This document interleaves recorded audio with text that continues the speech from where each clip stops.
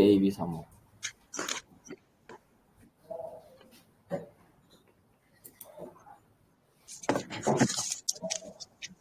어떻게, 이제 보이시죠? 네, 예, 보여요. 예, 예, 진행하시면 돼요. 제가 따라서 할게요. 슬라이드로 예, 쭉, 예, 예, 예. 예, 예. 죄송합니다. 저도 준비가 좀 늦어가지고 지금 바로 시작하겠습니다. 예, 예. 한국 대통시위에서 폭력의 수용과 배제. 예, 천천히. 올, 1시간 정도 천천히 하세요. 예. 예, 올 봄에 6월에 학술지 담론 2021 등재된 논문이고요. 이 논문의 연구 목적은 1960년 4월 혁명부터 지난번 2016년 촛불 시위까지 한국 촛불 시위까지를 한국 대중 시위에서 폭력이 등장했다가 소멸해가는, 그러니까 폭력과 비평 폭력의 변두로 보고 그 내용을 고찰하고 최종적인 목적은 언제 폭력을 누가 수용을 하고 언제 누가 폭력을 배제했는가를 분석하는 논문입니다. 전체 한국 대중 시위를 제가 이제 크게 세 시기로 나눴고, 그 시기 부분도 직관적으로 다들 아실 거예요. 그러니까 이전에 학생운동과 사회운동이 공성장 하던 시기에서 60, 70년대, 그러다가 이제 80년 5월 강주 이후 학생운동을 필두로 해서 사회운동이 급성장을 하고, 그 다음에 2000년 들어서 다시 이제, 신사회운동 중심의 시민사회운동이 본격화되는, 그렇게 세 시기로 제가 구분을 했고, 그리고 다음 장, 예. 이 질문에 앞서서 개념을 좀 확인할 개념들이 몇 가지가 있는데, 첫 번째, 이 논문에서 폭력은 다른 폭력은 말고 일반적인 물리적인 강제력, 위법이나 또는 나중에 위력 같은 것도 폭력으로 치기는 하지만 그런 건 제외하고 오로지 물리적인 폭력만 폭력으로 간주를 했습니다. 이 논문에서는. 그리고 또 이 논문에서는 대중시위 폭력을 하나로 본 게 아니라 세 가지로 나눠서 고찰을 했는데, 처음 들어보시는 말일 거예요. 이거는 제가 유형 구분을 한 겁니다. 물리적 전선에서의 폭력, 추상적 전선에서의 폭력, 그리고 무장투쟁 세 가지, 대중시위 폭력을 세 가지로 나눠서 고찰을 했고, 여기서 물리적 전선이라는 건 뭐냐면, 우리가 대중시위 참가했을 때 폭력이 대체로 두 가지 형태로 전개되는 거를 아마 대중시위 참가하셨던 분들은 아실 텐데, 하나는 공권력하고 대치한 상황에서의 폭력이 하나가 있고, 그걸 저는 물리적 전선이라고 명명을 했습니다. 그리고 공권력이 없는 공간에서 어떤 공권력이 아닌 권력 일반, 추상적 권력, 언론기관이나 또는 공공기관에 대한 타격, 이런 것들을 추상적 전선에서의 폭력으로 제가 명명을 했습니다. 그리고 이렇게 명명한 내용은 제가 수년 전부터 제 논문에서 이런 대중시위 폭력을 하나로 보면 안 되고 두 개로 나눠서 봐야 된다는 주장을 하면서 한 4개의 관련 논문을 발표한 바 있었고, 이번 논문에서도 대중시위 폭력을 물리적 전선에서의 폭력과 추상적 전선에서의 폭력, 그리고 나머지 하나, 무장투쟁, 이렇게 세 가지로 나눠서 구분을 했습니다. 폭력의 배제는 폭력이 하지 말라고 내부에서 못하게 하는 거고, 폭력의 수용은 하게 내버려 두거나 또는 이제 다 같이 동참해서 폭력을 행사하는 것을 폭력의 수용이라고 했습니다. 다음, 그러면 이제 제가 크게 세 시기로 구분을 했습니다. 첫 번째 시기에는 4월 혁명하고 부마 항쟁을 포함을 시켰는데, 첫 번째 시기 1960년과 60년대에서 70년대 대중 시위의 일반적인 특징은 크게 도시 하층민 그리고 밤 시위 이렇게 봤습니다. 이 시기는 사회운동이 미성장 또는 미분화한 시기로서 시위 지도부가 없었던 시기죠.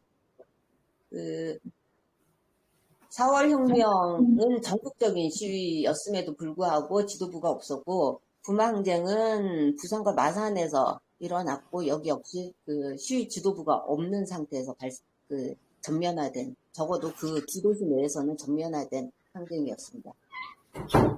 이 시기 60년대, 70년대 폭력의 특징은, 형태상 특징은 우발적이고 비조직적. 그러니까 시위 지도부가 있었으면 이런 게 이러지 않았을 텐데, 시위 지도부가 없었기 때문에 당시에 60, 70년대 폭력은 우발적이고 비조직적인 형태로 나타났습니다. 제 목소리 괜찮습니까? 안 오세요? 잘 들려요, 잘 들려. 예. 깨끗하게 잘 들려요. 예.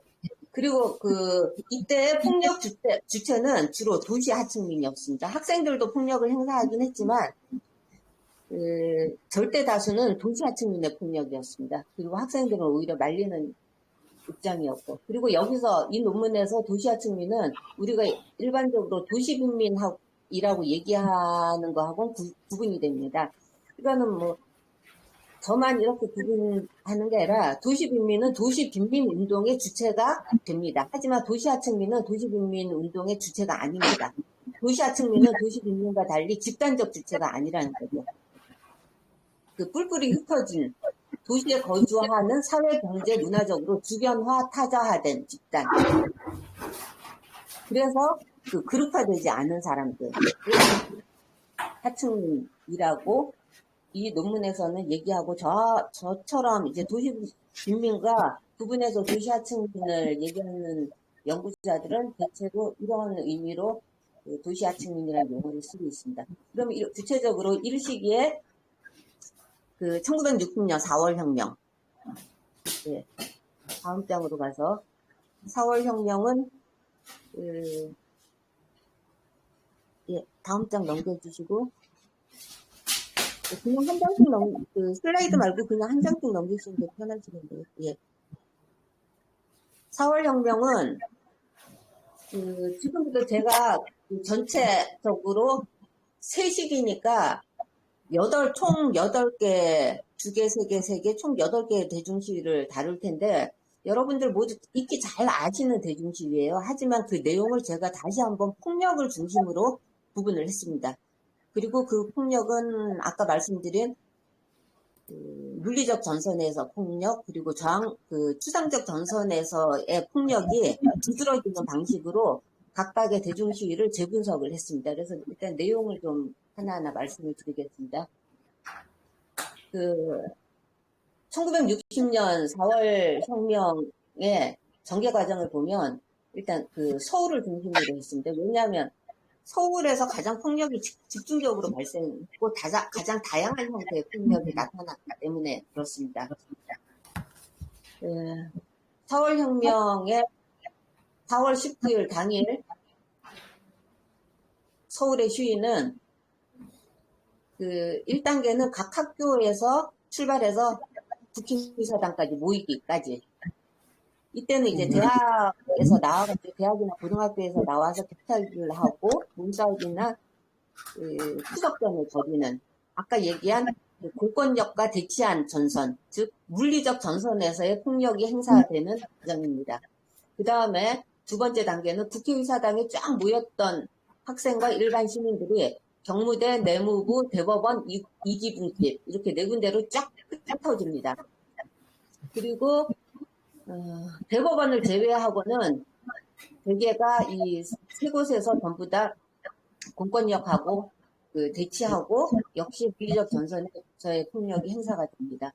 그 다음에 경무대 발포 이후에 후퇴해서 그때부터 도심에서 시위가 전개가 됩니다. 동시에 이제 이기분 집이나 내무부 앞에서는 거기서 공권력하고 대치해서 시위가 전개되다가 오후 한 3시, 4시 되면 도심으로 돌아와서 도심 시위대가 이제 수만 명이 이루는 형국이 되고, 이때 이제 신문사도 불타고 방공회관, 그리고 지금 세종문화회관 옆에 중앙청사, 정부 중앙청사가 당시에 이제 경찰청이었는데 거기 또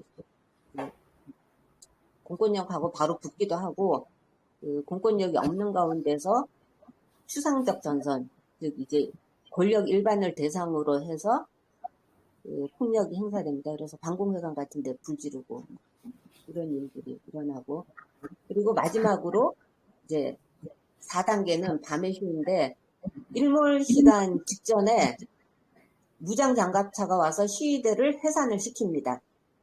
그래서 이때 다 집으로 와요. 다 집으로 가는데 안 가고 남은 사람들은 10대와 20대 초반들이 남아서 낮에 시위에서 각 파출소에서 탈취한 총기를 들고 공권력과 무장투쟁을 전개를 합니다.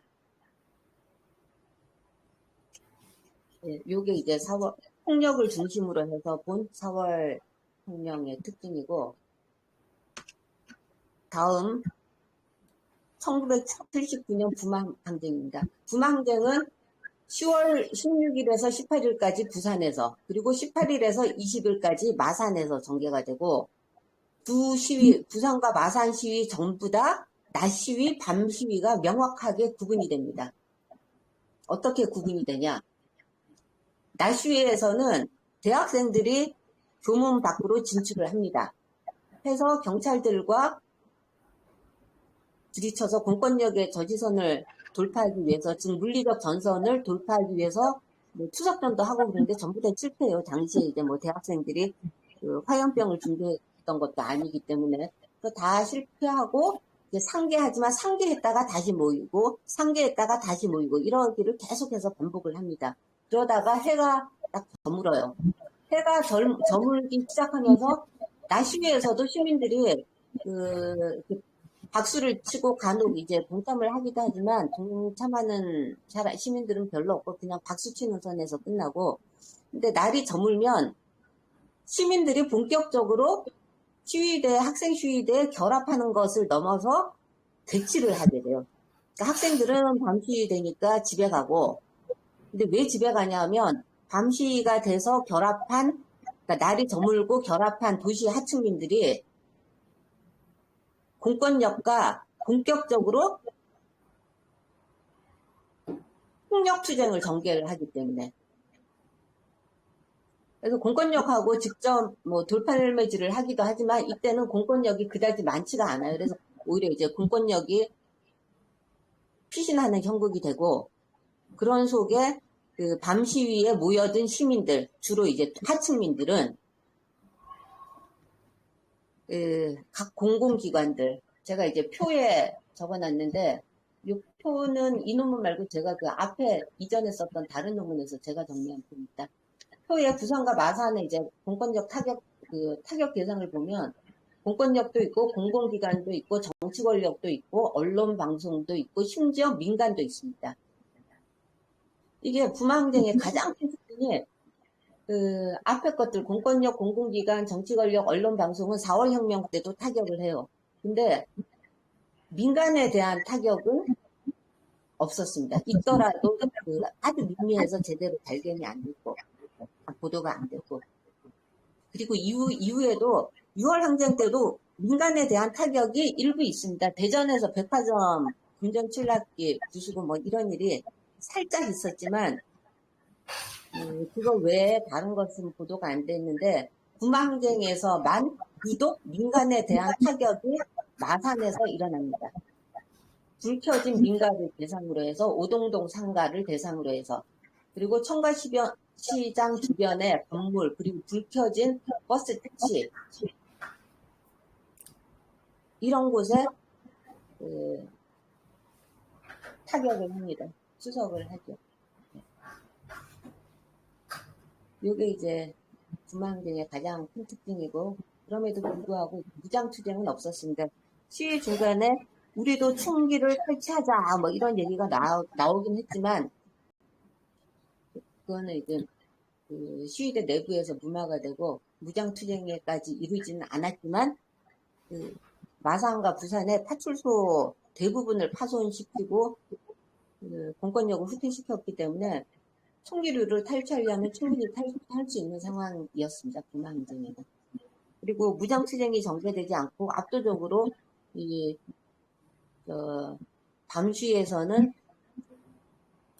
폭력을 행사하는 신문수가 많았기 때문에 본격적인 양자 간에 본격적인 충돌은 없었어요. 그래서 사망자도 없었습니다. 한 명이 이제 당시에 사망하신 분이 있는데 시위하고는 좀 무관한 걸로 판명이 났습니다.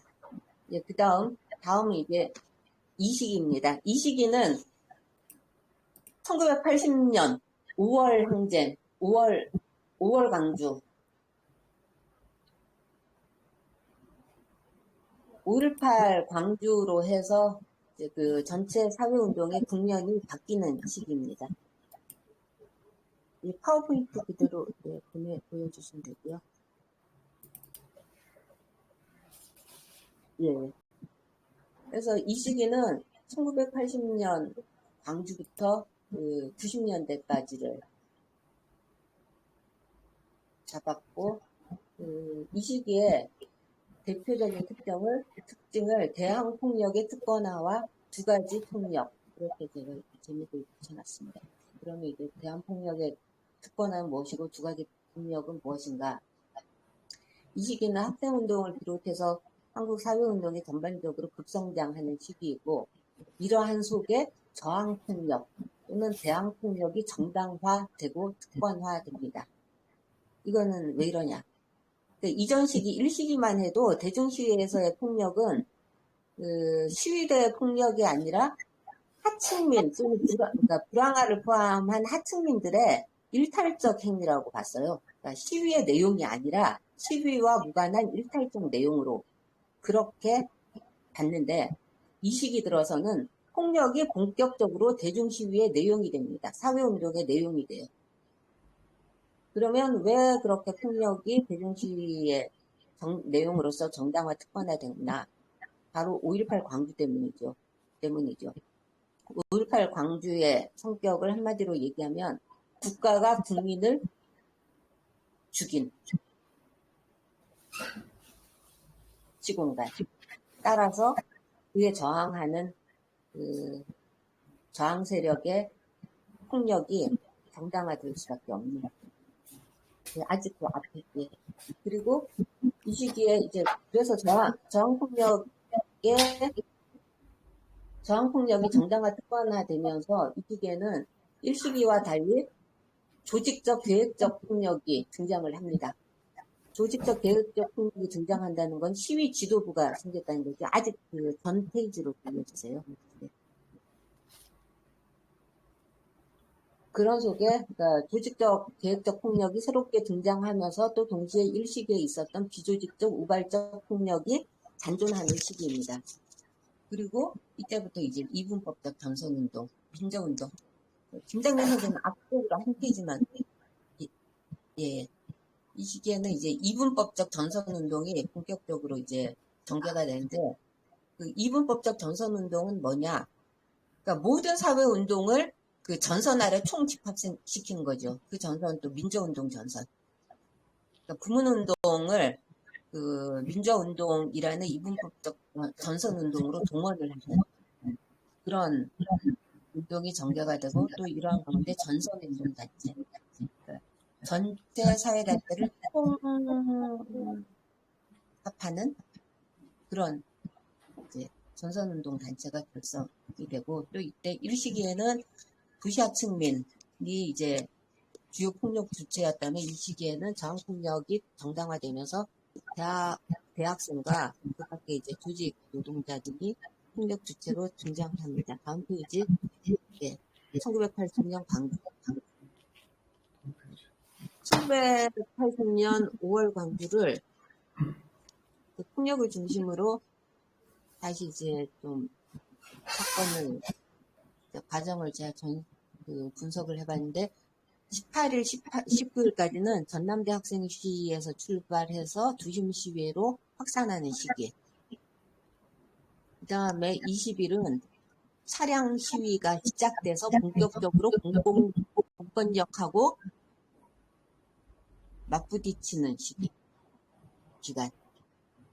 그러니까 18에서 19는 공권력이 압도적이라서 뭐 제대로 싸우고 자시고 할 것도 없었어요. 그냥 그만 그 상계했다가 다시 모이고 뭐 이러기를 반복할 수밖에 없었고. 근데 20일에 그 버스하고 택시 기사들이 쫙 앞에 나서면서 그 한번 붙어볼만 하게 된 거죠. 그러면서 이제 공권력하고 물리적 전선에서의 폭력이 그 본격적으로 시작이 됩니다. 그 다음에 21일 시민군이 무장해서 그야말로 시민군이 이제 탄생을 하는 시기죠. 그리고 나서 21일부터 26일은 시민군이 도청을 장악하고 장악한 다음에 지휘부가 생기면서 시위 지도부가 전체 지도부가 이때 그 뒤로 더 생겨서 그 공권력하고 정부하고 협상하는 과정에서 무기를 회수했다가 상황이 이 강경파가 우세해지면서 다시 이제 재무장한 거죠. 그 다음에 27일은 공권력하고 본격적인 무장투쟁을 벌이는 시기인데 사실은 무장투쟁이 아니라 그 정규군의 몰살작전에 지나지 않았었죠. 압도적인 무력차로 해서. 그렇고 다음 이제 다음 장 1987년 6월 항쟁. 6월 항쟁은 원래는 60대 하루로 끝나려고 했는데 하루만 계획을 했었는데 전날 6월 9일에 이제 이한열 학생이 최루탄에 습격되면서 그때부터 2주간 때까지 2주간 전개가 됐습니다. 6월 항쟁은 한국에서 처음 있은 사상 최초의 전국 동시다발 시위. 4월 혁명만 해도 그 시작해서 4.18서부터 해가지고 다른 지역으로 서울에서 다른 지역으로 퍼져나갔다면 6월 항쟁은 국본이 생기면서 그러니까 시위 지도부가 생기니까 가능했던 거죠. 전국 동시다발 시위가 이때 전개가 됐고 그리고 그 조직화된 소위 사회운동 참가자들뿐만이 아니라 비조직 시민들이 초반부터 대거 참여를 했고 그리고 국군에서는 처음부터 사실 비폭력 방침을 제안을 했고 요구를 했습니다. 하지만 국군의 지시가 관철될 만한 그 조직운동 세력에 비해서 비조직 시민들이 워낙에 많았기 때문에 국군의 비폭력 방침은 굉장히 제한적으로만 관철이 됩니다. 그리고 서울보다 특히 부산을 비롯해서 지방의 폭력 시위가 훨씬 더 컸습니다. 지방에서는 뭐 고속도로 점거하고 특히 진주가 엄청났었죠. 이제 뭐 서울에서도 공권력을 무장 해제시키는 일이 많았지만 지방에서는 그보다 훨씬 더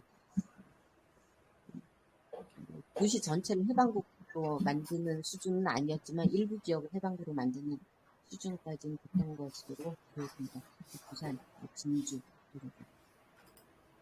그리고 이때 이제 그 6월 항쟁의 물리적 전선의 특징은 경찰 대지선을 돌파하는 데 성공을 하고 공권력을 무장 해제시키는 일이 전국적으로 일어나고 그리고 물리적 전선의 학생이나 조직운동가뿐만 아니라 각 계층이 다 참여를 하고 그리고 추상적 전선에서는 공권력 외에 공공기관을 습격을 하는데 앞서 부마항쟁하고 달랐던 거는 부마항쟁에서는 비권력적 공공기관도 습격을 합니다. 그러니까 우체국, 전화국 이런 데까지 습격을 하는데 5.18 광주도 그렇고 6월 항쟁에서는 권력적 공공기관만 습격을 합니다. 민정당사 내지는 뭐, 언론기관들, 우파 언론기관들하고 세무서, 경찰청, 경찰서 뭐 이런데 권력적 공공기관만 습격을 하고 추상적 전선에서 이전에 없었던 새로운 참가자들이 나타나는 게 바로 문민투 계열 대학생들. 원래 추상적 전선, 그러니까 공권력이 없는 경찰과 대치하지 않은 추상적 전선에서는 보통 도시하층민들만 그 폭력을 행사했었습니다. 역대 모든 시위에서. 그런데 유일하게 5.18만 빼고. 근데 6월 항쟁에서는 대학생도 밤 시위에서, 낮 시위에는 없었고 밤 시위에서 도시화 측민들과 함께 그 공공기관을 타격을 합니다. 그러면 왜 학생들이 뭐 민민투만이라 해도 왜 학생들이 그 밤 시위에서 도시화 측민들과 같이 공공기관을 타격할 수 있었는가? 바로 변혁운동의 등장 때문이에요. 즉 변혁운동으로 해서 저항폭력, 대항폭력이 특권화됐기 때문에. 변혁운동이라는 건 나라를 뒤엎다는 거잖아요. 체제를 변혁시키자, 거의 혁명하자, 이런 운동이었기 때문에 혁명에서는 뭐 이게 물리력이 당연히 수반될 수밖에 없고, 그래서 물리적 폭력을 정당화했고, 그래서 학생들이 도시화 측민들하고 같이 경찰이 없는데도 이제 공공기관을 타격을 했는데, 그러면 그 자민투 계열은 왜 빠졌냐? 자민투 계열은 국본의 비폭력 방침을 준수를 했죠. 그리고 그 자민투 계열은 이후 이제 6월 항쟁 끝나고 나서 대선에서 그 비판적 지지를 하기 때문에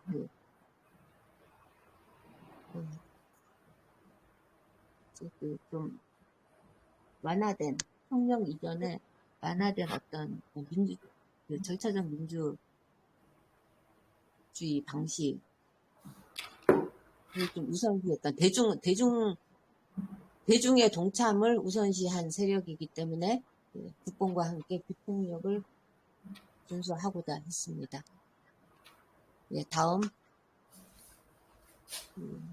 이 시기에 이제 마지막으로 제가 놓은 대중시위는 91년 5월 투쟁, 군신정국으로 유명한 대중시위였죠.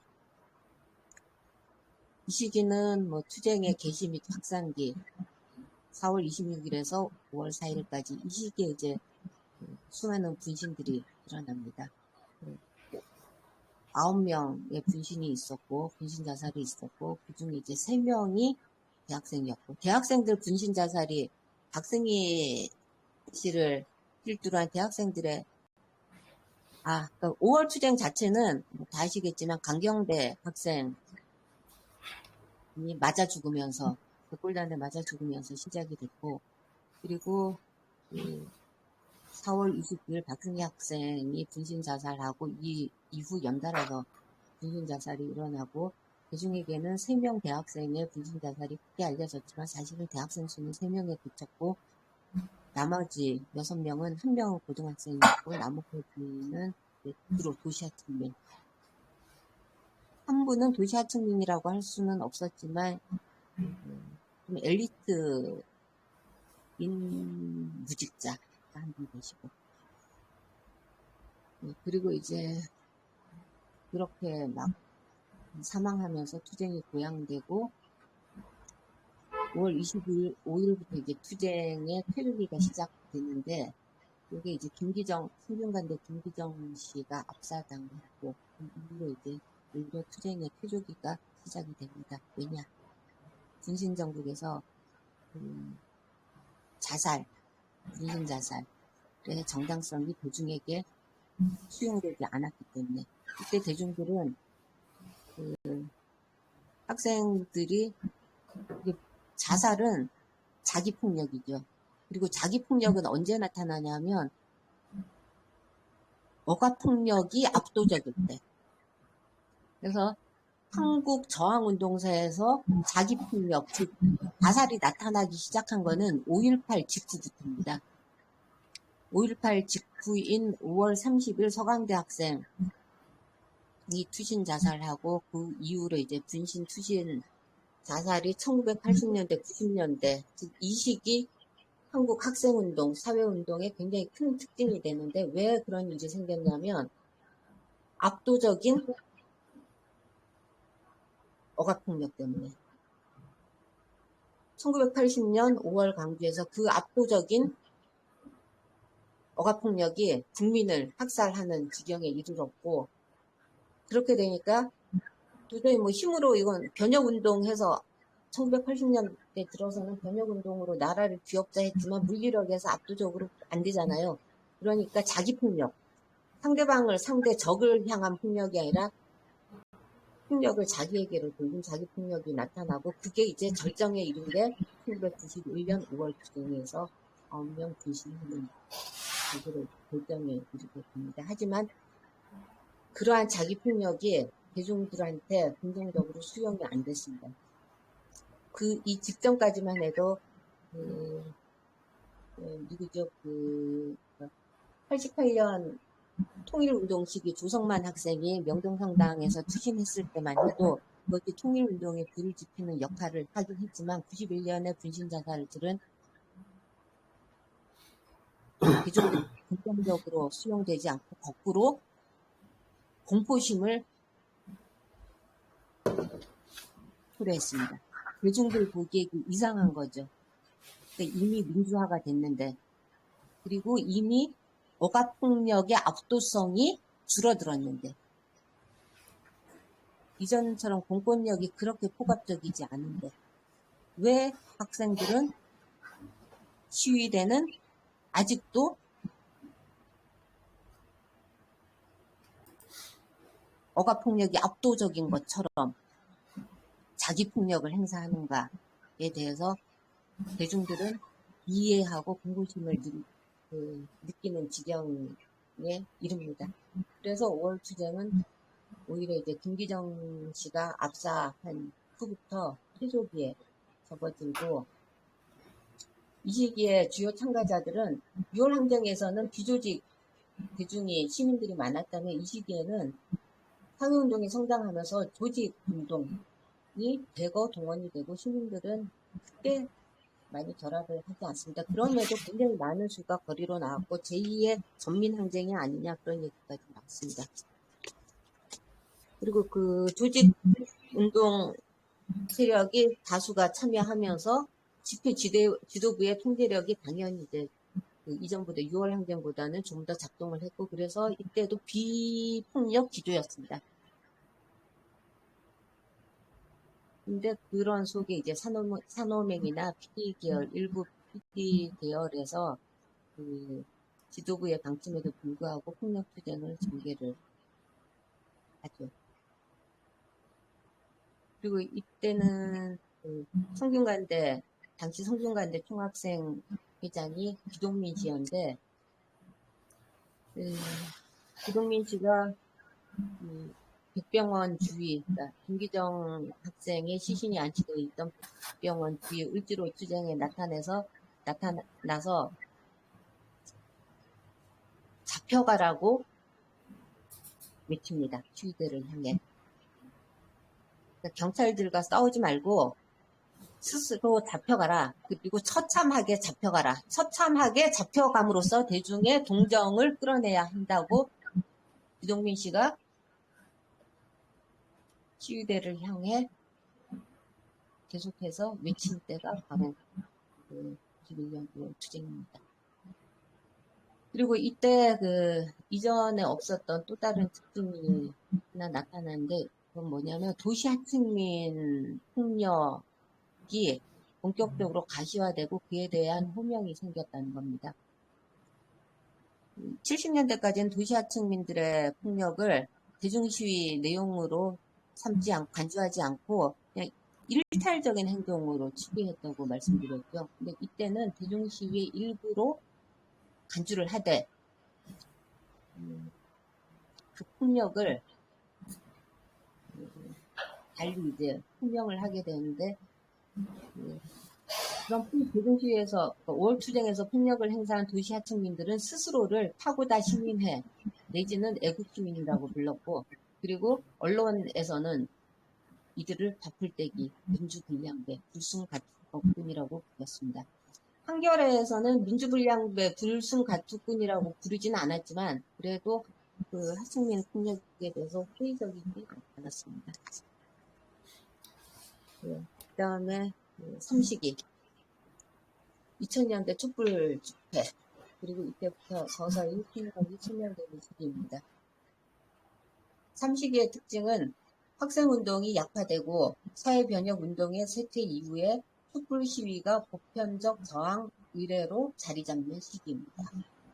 그리고 이때 이제 촛불 시위를 통해서 문화재 형식의 시위가 정착이 되죠. 그리고 2000년대 촛불 시위가 정착하게 된 이유는 야간 시위를 금지시키니까 그 우회 수단으로 시작이 되고 1990년대 말에 하이텔 유료화 반대 시위가 그걸로 첫 시위가 처음 있었다고 합니다.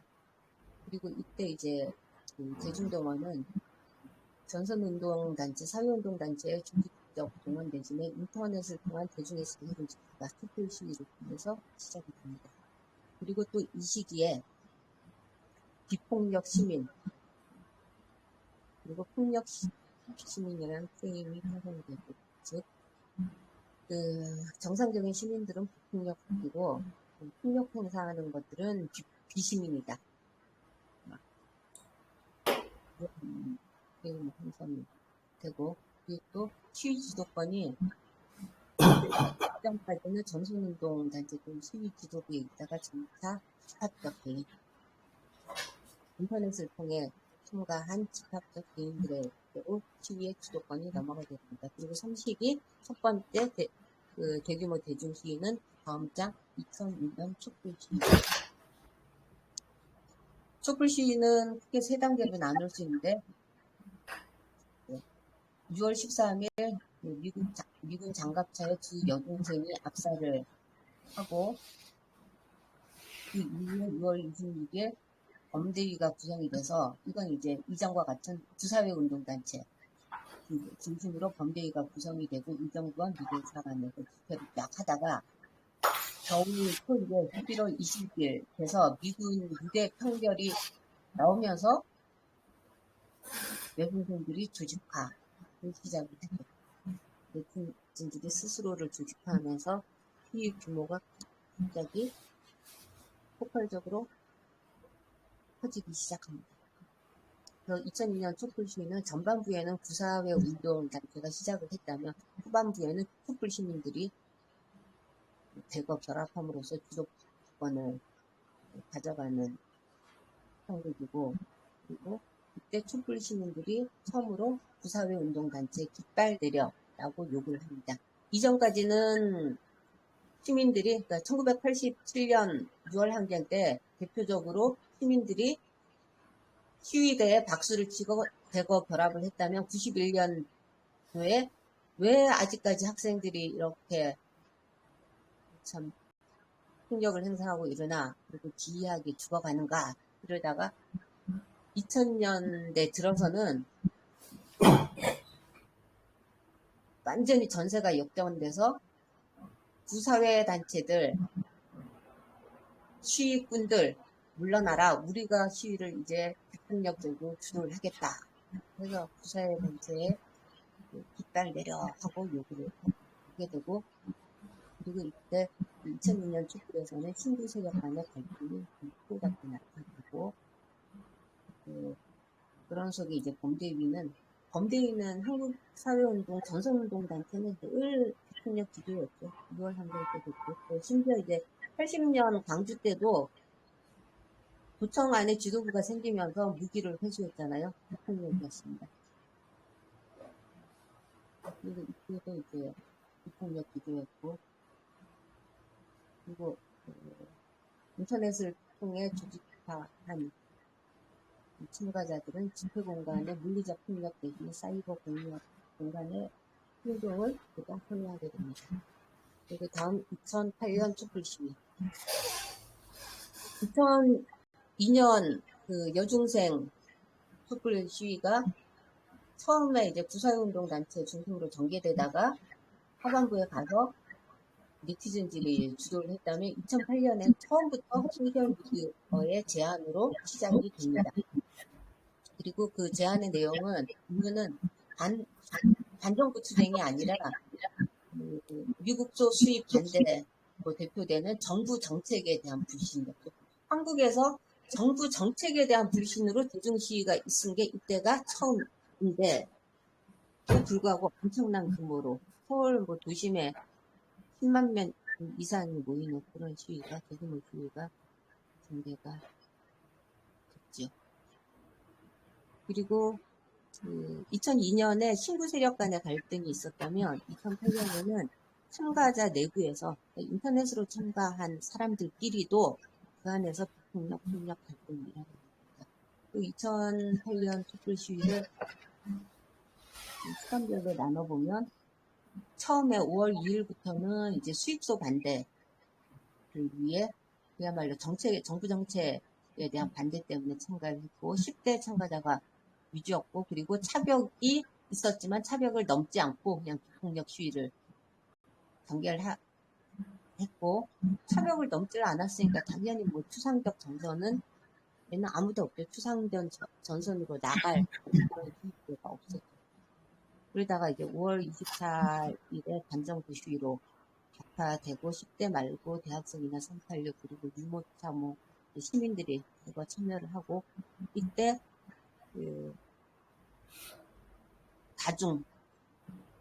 다수의 힘을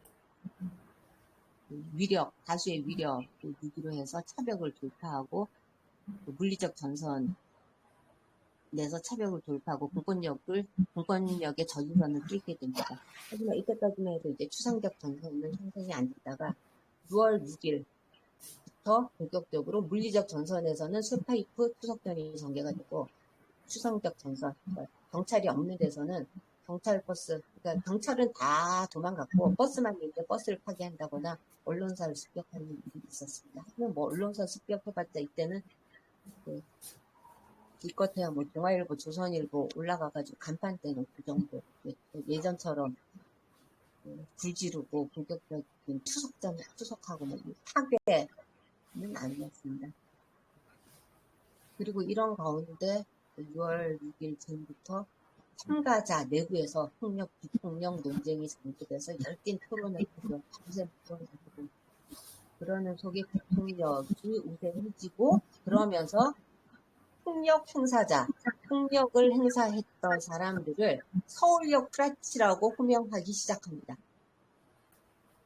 1991년에는 버풀떼기, 뭐 민주불량배, 불순 가특군 이렇게 호명을 하다가 이때는 좀 더 수위가 높아졌죠. 프락치, 폭력 행사하면 프락치다. 서울역 노숙자들, 그러니까 폭력 행사한 사람들 다수가 차림이 허름하고 노숙자처럼 보이고 이러니까 서울역에 있던 노숙자들을 경찰들이 사주해서 폭력을 행사하긴 했다. 그래서 시위의 정당성을 떨어뜨리려고 한다라고 이렇게 몰아세웠습니다.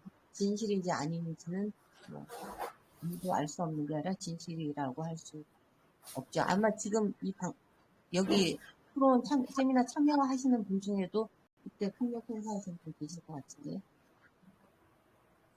네, 다음 2016년, 17년 박근혜 탄핵 촛불 집회. 2016년, 17년 탄핵 촛불 집회는 10월 29일 1차에서 17년 4월 29일 23차까지 전개가 됩니다. 이거 좀 이상하지 않습니까? 진작에 박근혜가 그러니까 아주 초기에 10월 11월인가 진짜 논문에 사실 적어놨는데 아주 초기에 국민이 아니라 새누리당 의원들이 탈당을 하고, 그래서 민주당 의원들하고 같이 탄핵을 표결을 하고 대법원 헌재로 탄핵 소추안이 넘어가고, 그리고 헌재에서 탄핵 결정이 되죠. 그 후에도 한참 동안 시위가 전개가 됐습니다. 언제까지 전개가 됐냐? 대선 직전까지. 시위를 인위적으로 전개시킨, 그러니까 이미 소멸해가는 시위를 인위적으로 전개시킨 혐의가 농후합니다. 대선 때문에. 그리고 거꾸로 얘기하면 대선의 촛불의 결실을 몰빵을 했다는 의미일 수도 있고, 기기청사까지 시위를 연장시키니까 하나만 놓고 얘기했었잖아요. 그리고 이때는 한국 굉장히 이전에 없었던 특징이 하나 보이는데 지배 세력이 내부 균열이 있고 그 다음에 공권력의 자발적 집회가 있습니다. 이런 적은 처음이었어요. 공권력이 자발적으로 집회를 한 시기예요. 그리고 저항 세력은 전대미군의 대군 의원이 참여를 하고 그러면 이제 왜 공권력이 자발적으로 집회를 했냐 전체 과정을 살펴보면 이 시위 규모가 처음부터 좀 압도적이었습니다. 이전에 세월호 있고 그리고 백남 기상선 사망도 있고 해서 1차 때는 아마 1차 때 4만 명 정도 모일 것 같은데 그 후로 이제 계속해서 대학급수적으로 이제 시위대가 늘어났고 군정이 압도적 규모가 되니까 종편이 이제 눈치를 보는 거죠. 휴대의 눈치를 볼 수밖에 없죠. 사실 균열이 이전부터 지배 세력의 균열이 이전부터 있었죠. 박근혜가 조선일보 논설 고문 조선일보하고 균열이 생겼고 그런 속에 그 균열이 가시화는 안 됐는데 시위군중이 압도적 규모가 되면서 종편을 통해서 그러한 균열이 가시화되기 시작했습니다. 종편에서 정부를 비판하고 촛불을 응원하기 시작했죠. 그 속에 이제 최순실 특검법과 국정조사계획안이 통과되고 대통령 탄핵 소추안도 통과되고 새누리당 국회의원 탈당하고 그런 일이 그리고 나서 공권력의 자발적 집회가 일어나는데 그 집회는 어떤 방식으로 진행됐습니까? 경찰이 일단 청와대 방면에 집회 신고를 수용하기 시작합니다. 이전엔 경찰들이 무조건 안 돼 했다가 경찰들이 수용하기 시작하고 또 다른 한편으로는 법원에서 경찰의 과거 집회 불허에 대해서 위법 판결을 내립니다. 우리가 처음 그 신교 로타리 넘어서 청와대 100m 앞까지 가던 날 그쯤에서는 토요일인데도 대법에서 과거 그러니까 집회 불허 위법 판결을 토요일인데도 이걸 내려요. 걔들이 이제 공무원들이 토요일 날 일한다는 것 자체가 이상하잖아요. 근데 토요일인데 대법에서 그렇게 판결을 해요. 그러면 경찰들이 그 판결문 듣고 집회 신고를 또 수용을 하고 그러니까 공권력 자체가 없는 거죠. 청와대 100m 앞까지 가기 전에는 100m 앞에서 마지막 이제 추후 공권력이 배치가 되고 더 이상은 가게 되면 그거는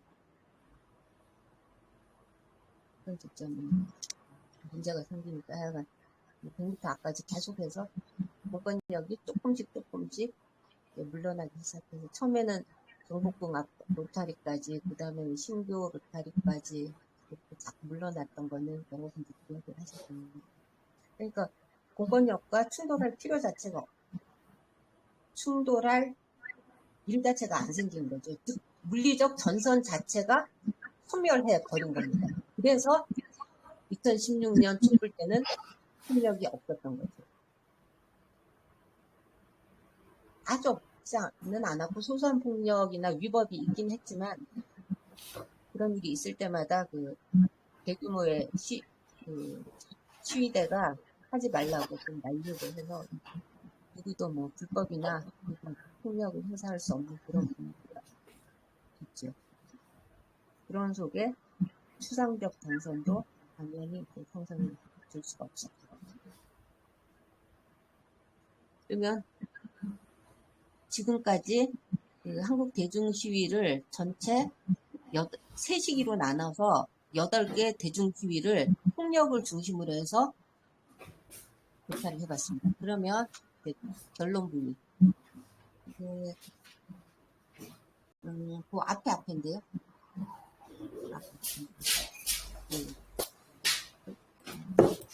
대중시위별 맞아요. 제가 잘못했네요. 대중시위별 폭력의 특징.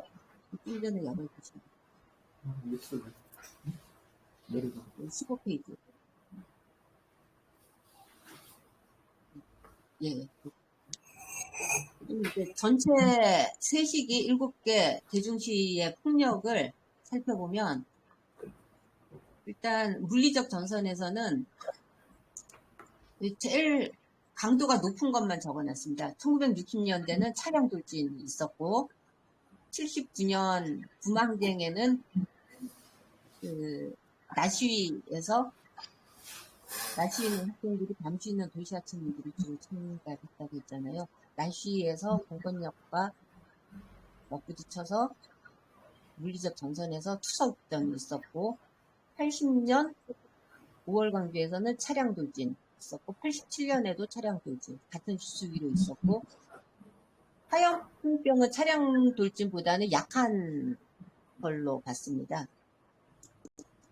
91년에는 차량 돌진은 없었고 화염병 수송만 있었고 2002년에는 몸싸움 그것도 없다가 이제 나중에 조금 있었고 위대사가 내려가는 그 다음에 2008년에는 추석 세파 있고 2016년에는 아예 없었고 추상적 전선에서는 1960년 4월 혁명에서 방공회관 그리고 신문사 방화가 있었고 79년 밤 시위에서는 추석전이 있었고 관공서 방화는 없었지만 차량 방화, 경찰 차량 방화는 많았습니다.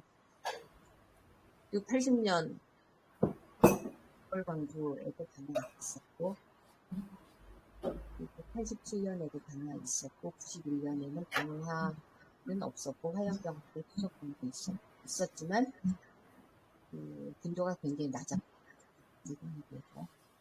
무장투쟁. 무장투쟁은 이게 어떻게 보면 물리적 전선의 일종이기도 한데 따로 분류를 했습니다. 무장투쟁은 한국 대중시위에서 딱 2번, 60년과 80년 2번 있었는데 둘이 성격이 완전히 다릅니다.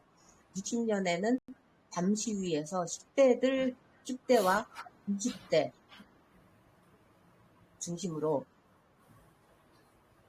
전개를 했고 이때는 대항폭력 공권력과 제대로 한판 해보는 거죠.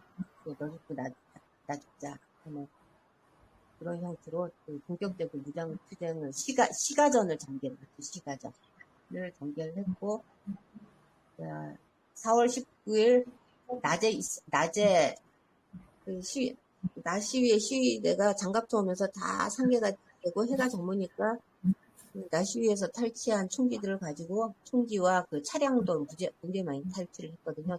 소방차도 탈취를 했어요. 그래서 탈취한 차량에 총을 들고 다들 10대, 20대들이 타고 경찰들하고 무장투쟁을 시가전을 전개를 하면서 근데 그래도 장갑차도 동원되고 그러니까 장갑차가 이제 처음에는 장갑차가 몇 대 안 됐다가 나중에 그쪽에서 넘어오고 장갑차가 넘어온 후에 시위대를 총기 든 시위대를 포위를 해서 또 고려대 쪽으로 몰아넣습니다. 마지막에 시위대가 고려대로 들어간 거는 그냥 들어간 게 아니라 그쪽으로 이제 몰아넣어요. 서쪽에서도 몰아넣고 동쪽에서 노원구 쪽에서 넘어온 병력들도 합세해서 그쪽으로 이제 창동 쪽으로. 근데 시위대는 창동까지 갔어요. 창동에 무기고가 있었거든요. 그래서 창동까지 갔다가 되돌아와서 결국은 이제 부대로 다 들어갔는데 부대에 들어갔다가 부대미장들이 부사관 데리고 단신으로 들어가서 다 풀어주겠다 해서 다 집에 가고 한 30명 정도가 밤을 넘어 탈출을 해서 새벽까지 시가전을 전개하는데 이 친구들이 바로 어린 친구들, 어린 부지다 그런 10대 청소년이었어요. 그래서 그랬고 근데 반면 80년대는 대항폭력이 아니라 반폭력 공권력의 압도적인 무력 속에 무력에 반대하는 폭력. 대항 폭력이 아니라 80년에는 반폭력으로서 무작정한 폭력 자체는 전체적으로 물리적 전선은 대학생, 추상적 전선은 도시 학생이었는데 80년대, 90년대 권역운동 시대는 학생들도 도시학생들과 함께 추상적 전선을 했습니다. 풍력 상태는 1지기에는 지도부가 없으니까 구조지적 우발적, 2시기는 지도부가 있는 속에 주도적 개혁적, 그리고 3시기는 지도부의 힘이 약화된 속에 아주 일부 일탈적으로 지도적이고 우발적인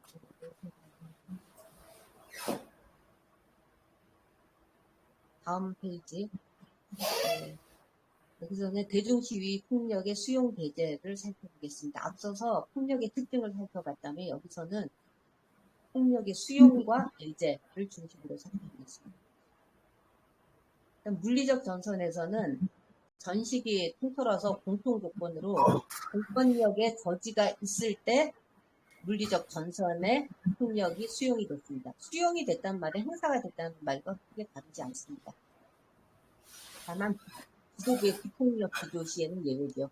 그러니까 91년에 기동민 총학생회장이 나와서 경찰들하고 맞서 싸우고 있는데 맞서 싸우지 말고 처참하게 끌려가라 했을 때가 바로 여기에 해당하죠. 공권력의 저지가 있음에도 불구하고 그걸 무력 폭력으로서 돌파하려고 하지 않고 지도부의 비폭력 기조 속에 끌려가거나 도망가는 것.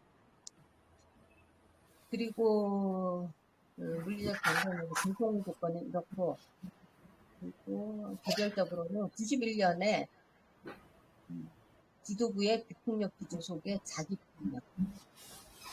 공권력의 저지가 있으면 당연히 이제 저항 세력도 폭력을 행사했었는데 그때는 지도부가 못하게 하니까 또는 뭐 다른 옆에 앞으로 자기 폭력이 유일한 저항 세력의 폭력이 됩니다. 여기 자기 폭력 아까 말씀드린 중심자. 다음 추상적 전선에서는 공통 조건은 시위대 규모가 압도적일 때를 공통 조건으로 합니다. 그렇겠죠. 추상적 전선은 경찰력, 공권력이 없을 때 다른 곳에서 어떤 뭐 건물 방화한다든지 이런 폭력, 그리고 파출소 타격한다든지 이런 폭력이 일어나는 건데 당연히 시위대 규모가 압도적일 때만 가능하겠죠. 그렇지 않다면 뭐 그런 일은 아예 가능하지가 않고. 그리고 시위대 규모가 압도적일 때만 추상적 전선에서의 폭력은 수용되는데, 근데 또 여기서도 조금 차이가 있는데 대학생 폭력은 늘상 수용이 됐어요. 근데 도시하층민은 시기별로 변화가 있어요. 어떨 때는 수용이 되고 어떨 때는 뭐 지탄을 받고. 그러면 어떨 때 수용이 되는가? 추상적 전선에서의 폭력은 4월 혁명 때는 도시하층민들 그리고 고등학생들 아주 일부. 4월 혁명은 고등학생들이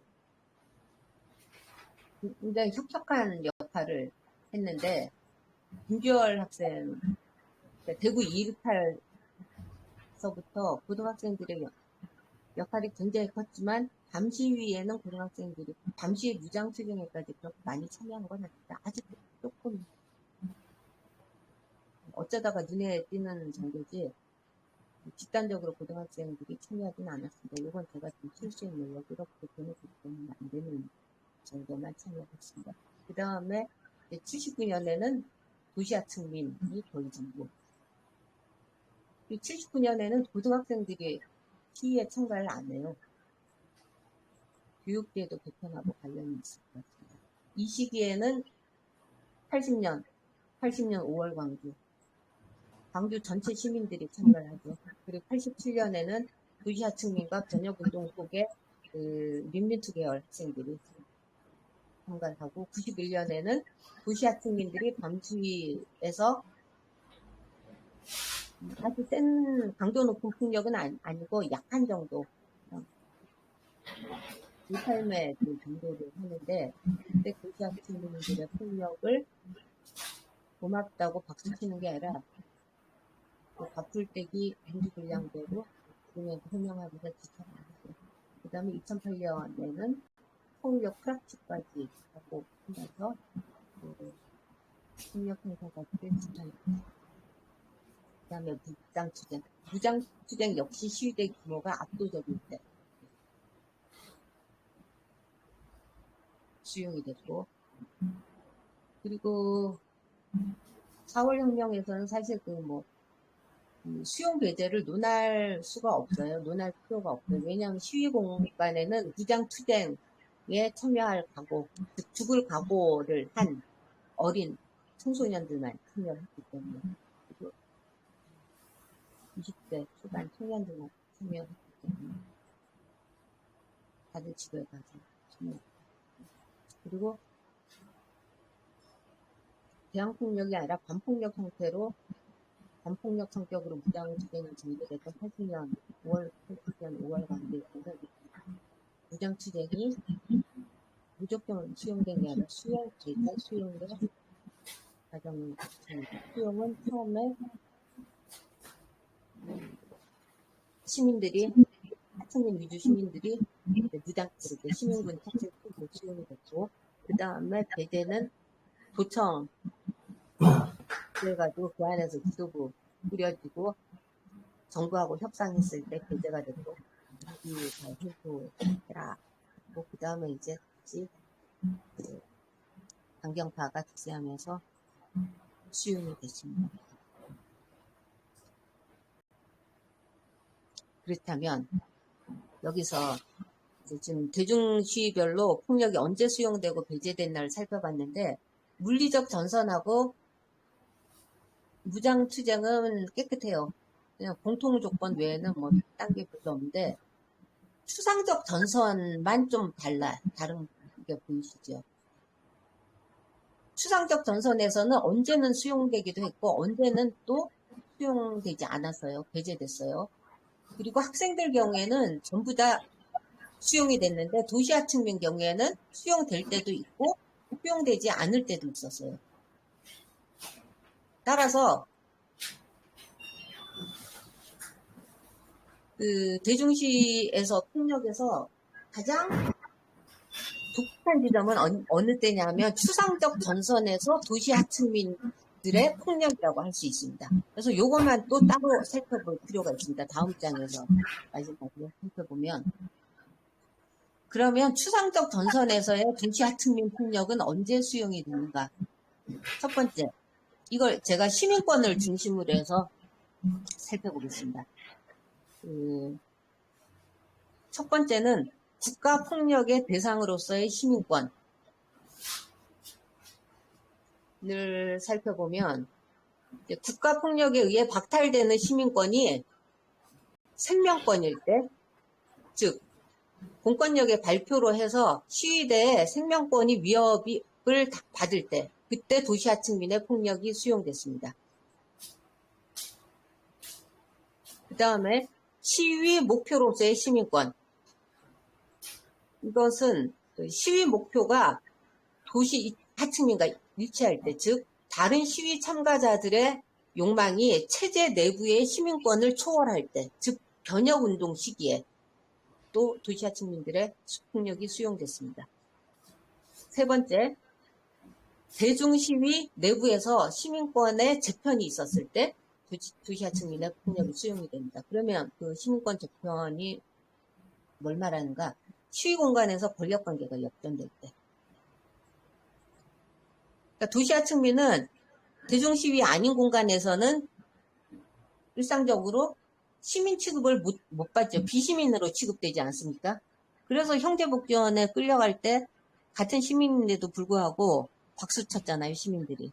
같은 시민으로 안 받습니까? 그러니까 도시하층민들은 비시민이었던 거예요. 근데 대중시위 내부 공간으로 들어와서 그 공간 안에서 일반 다른 참가자보다 도시하층민이 훨씬 더 수가 많아져서, 그래서 그 시위 공간 안에서 권력 관계가 역전될 때 언제냐?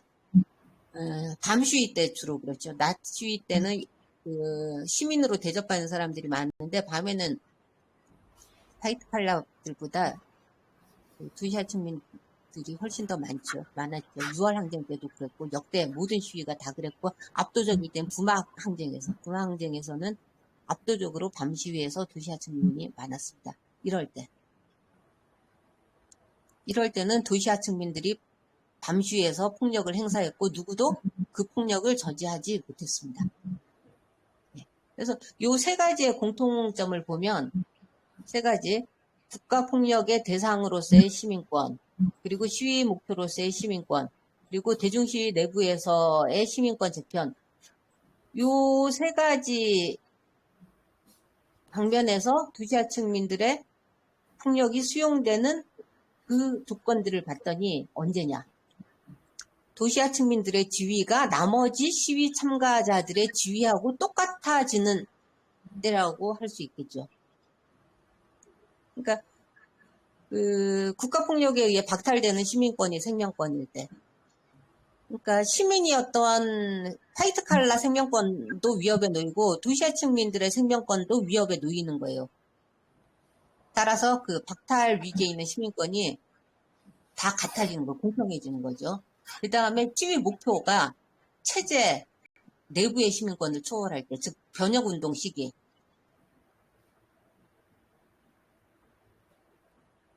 대학생들도 변혁운동에 동참하는 대학생들도 체제를 전복하기 위한 폭력을 필요로 하고, 도시하층민들은 늘상 비시민 대접을, 사람 대접을 못 받으니까 세상의 분노로 가득 차서 세상을 쥐어고 싶어 하고, 그래서 이때도 그 도시하층민들의 목표와 그 변혁운동의 목표가 일치해지죠.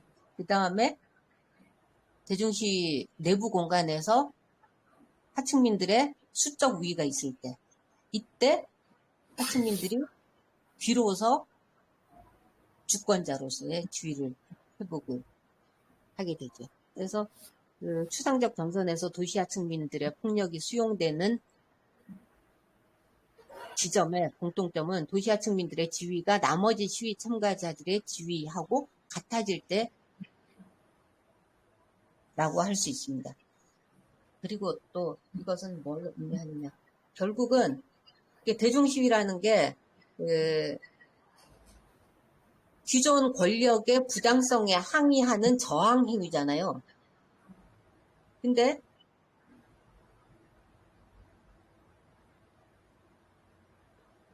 그리고 그 폭력은 기존 권력의 저항, 부당한 권력에 항의하는 수단으로서 이제 폭력이 등장을 하는 거고, 그럼에도 불구하고 폭력의 최종적인 결정은 기존 사회가 그 정당성 여부를 결정한다. 결국은 시민들이 결정한다, 해왔다.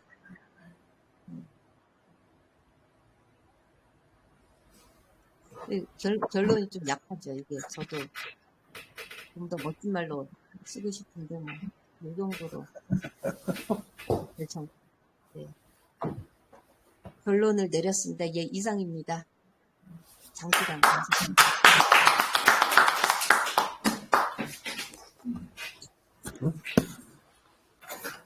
예, 질문 있으십니까?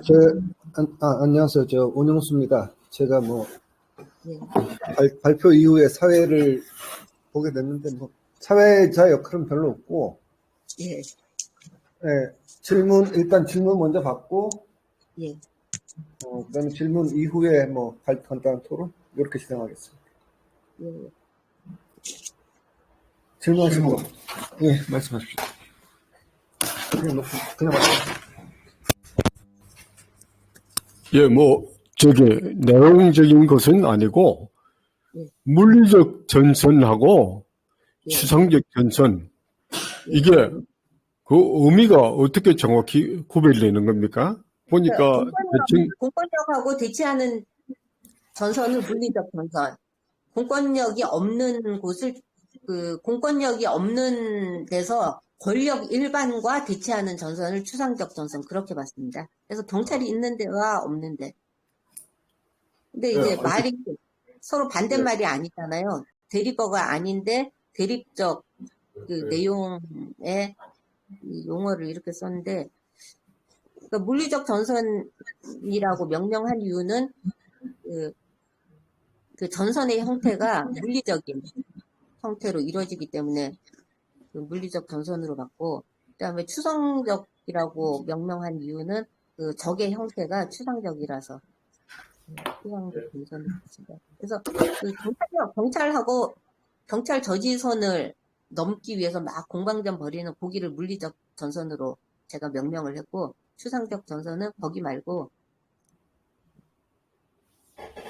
시위대들이 막 다니면서 이제 언론기관 방화하고 뭐 이랬잖아요. 그러니까 언론 권력 또는 뭐 재벌집 또는 민정당사, 네, 이런 데는 이제 권력 일반에 대한 투쟁이다 해서 추상적 전선으로 제가 그렇게 명명을 했습니다. 예, 감사합니다. 알겠습니다.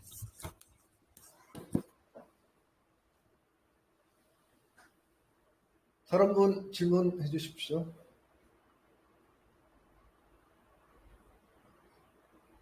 온라인에 계신 분?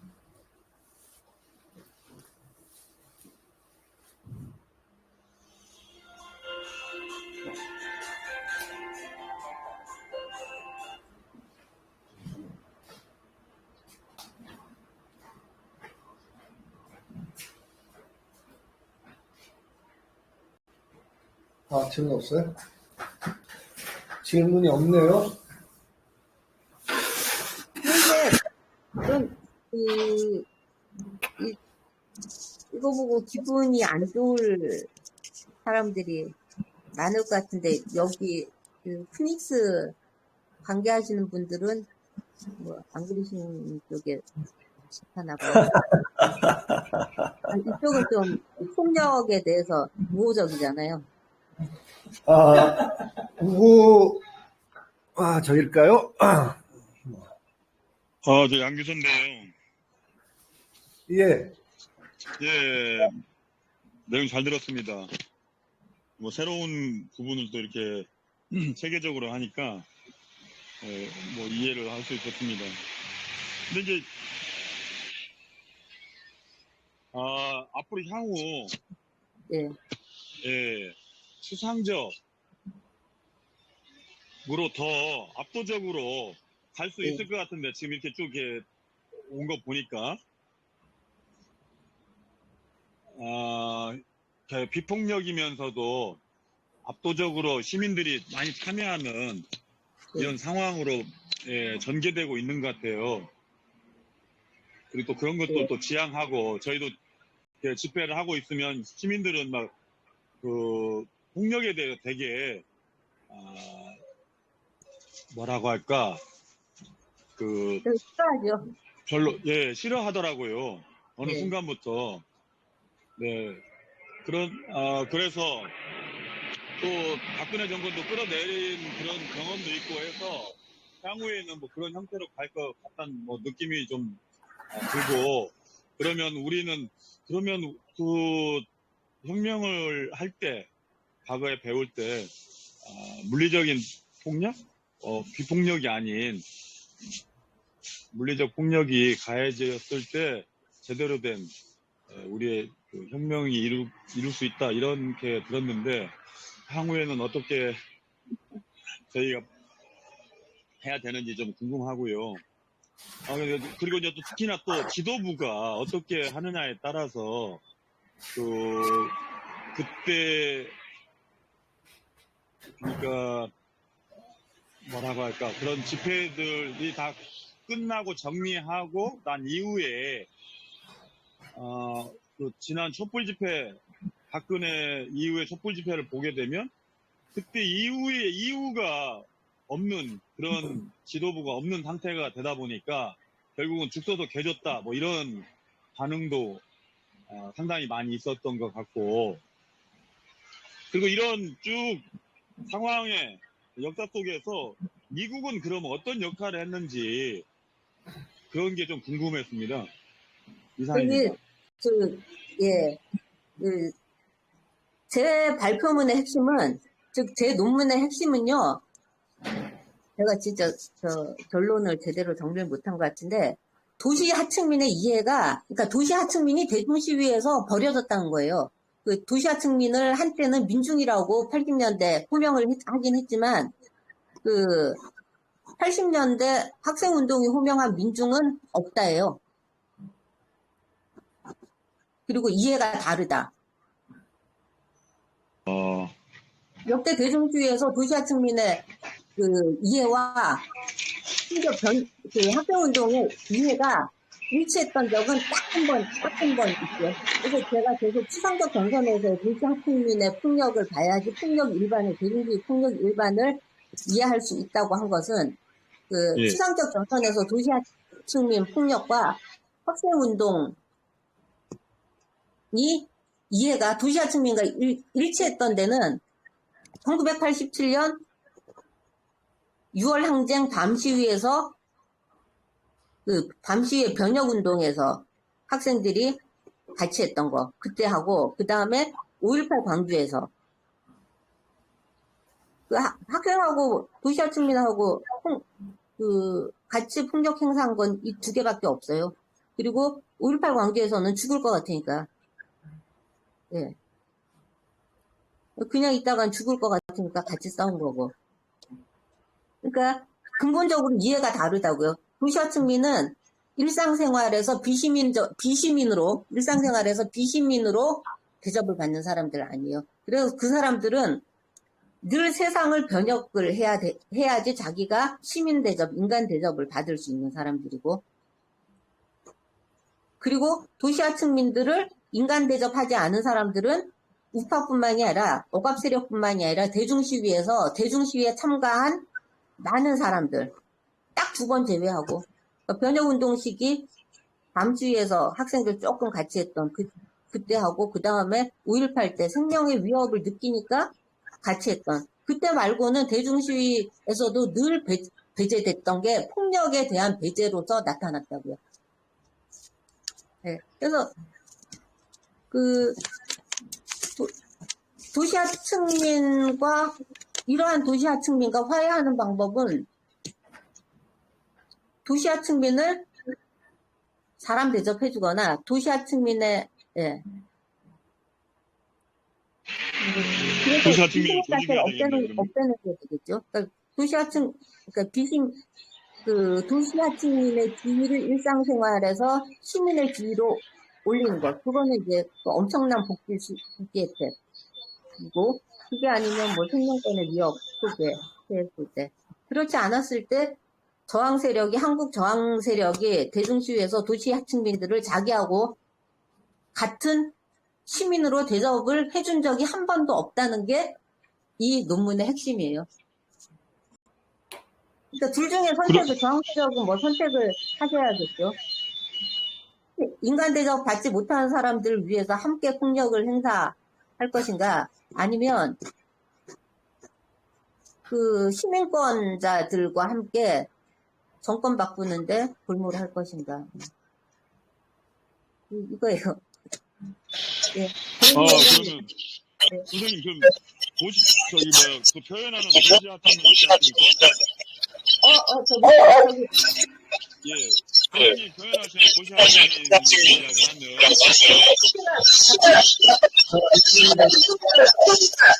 소리 약간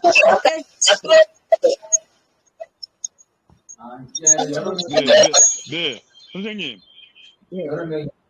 네, 선생님이 표현하시는 도시하층민은 그러면 보통 구체적으로 어떤 뭐 부류? 어떤 층을 얘기하는 건가요? 예를 들면 민주노총 같은 경우는 어디에 속하는 건가요? 아니죠. 그러니까 제가 이제 제일 초반에 말씀드렸는데, 도시하층민은 도시 국민하고 구별되는 조직화되지 않은 또는 될 수 없는 비시민들. 그러니까 빈민운동으로 조직화되는 순간 비시민이 그 조직운동의 대상이 되는 거고, 조직화되지 않고 파편화돼 있는 개개인들. 예.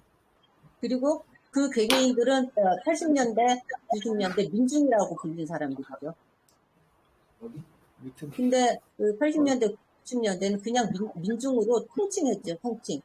하지만 그렇게 통칭해도 되는 존재인가 하는 게 이 논문의 첫 번째 출발 지점이고, 통칭해서는 안 된다. 조직운동 내로 포섭된 민중이 있을 것이고, 그렇지 않은 파편화된 개개인들이 있을 것이고. 알겠습니다. 예. 그러니까 시위 지도부 말 안 듣고 시위 지도부가 비폭력 하라고 그러는데도 말 안 듣고 폭력 행사하는 사람들. 예, 그 사람들. 예. 네, 계속 있었잖아요. 고맙습니다. 예. 2008년 예. 잠시만요. 미국 말씀하세요. 있었고. 자, 잠깐만, 우리, 예, 말씀하세요. 저는 울산의 박여승입니다. 장애인인데, 근데 선생님의 말씀이 조금 이해는 됩니다. 고시 학생들을 어떻게 생각하면 동기부여하게 생각을 안고 있고, 그 사람들은 그 연대에 안고 있다고 생각하고 있다고 얘기하신 무슨 말씀은 알겠는데, 예. 한국의 운동사 보면 70년대하고 80년대 이 운동사 보면 철거민 연대와 노동운동이 중심으로 움직인 것은 사실이라고 생각합니다. 근데 철거민들을 하층민들 생각하고 있는데 그 사람들을 동지라고 생각 않고 무시하고 비하했다는 얘기인지 이것이 알고 싶고, 그럼 우리가 폭력을 얘기할 때 폭력의 전선을 만들어야 할 때 어떻게 만들어야 할지, 전선을 어떻게 가야 할지는 더 깊이 고민을 해야 한다고 생각합니다. 왜냐하면 지금 우리나라도 장애운동, 국민운동, 하층민운동, 또 노숙자의 운동까지는 다양하게 운동을 열고 있고, 그 사람들을 같이 할 수 있는 방법과 그 안에서 할 수 있는 연대는 뭔지 어떻게 해야 할지 알고 싶습니다. 아까 선생님은 폭력을 한 건지, 비폭력을 한 건지, 이것도 또렷하게 얘기해 주시면 좋겠습니다.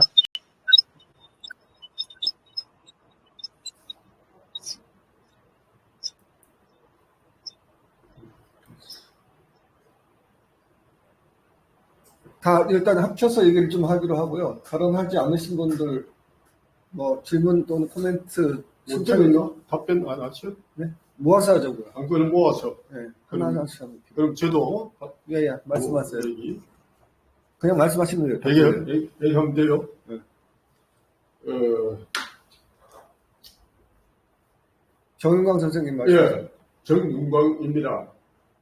발제자께서는 그러니까 1960년, 87년 이게 대표적이고 그 이후에도 무수한 이제 대중적인 시위가 있었을 때 도시 하층민이 진정하게 이 시위의 주도자로 등장할 때 이것이 변혁적인 혹은 현실을 바꾸는 도시 하층민하고 또 소시민이나 이태리나 시위에 참여하는 다른 집단들이 결합하는 이런 계기가 됐다. 그렇게 될 때 이 성공을 했다 이렇게 말씀을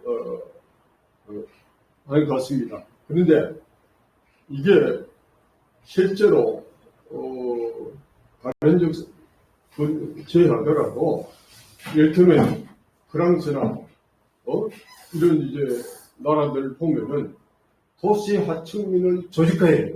정치적으로.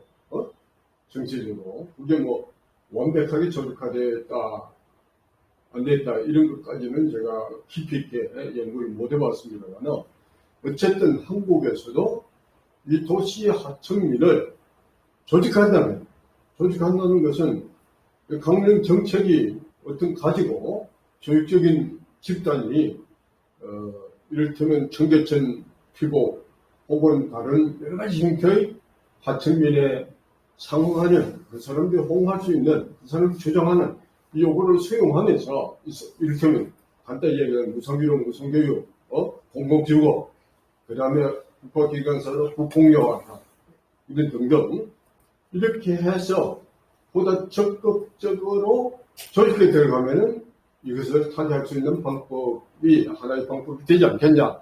이 점에 관해서 한번 답변을 해주시기 바랍니다. 자, 다른 분 한 분 정도만 더. 예, 저도 얘기해요. 김양민 예, 박사. 제가 볼 때는 좀 나눠서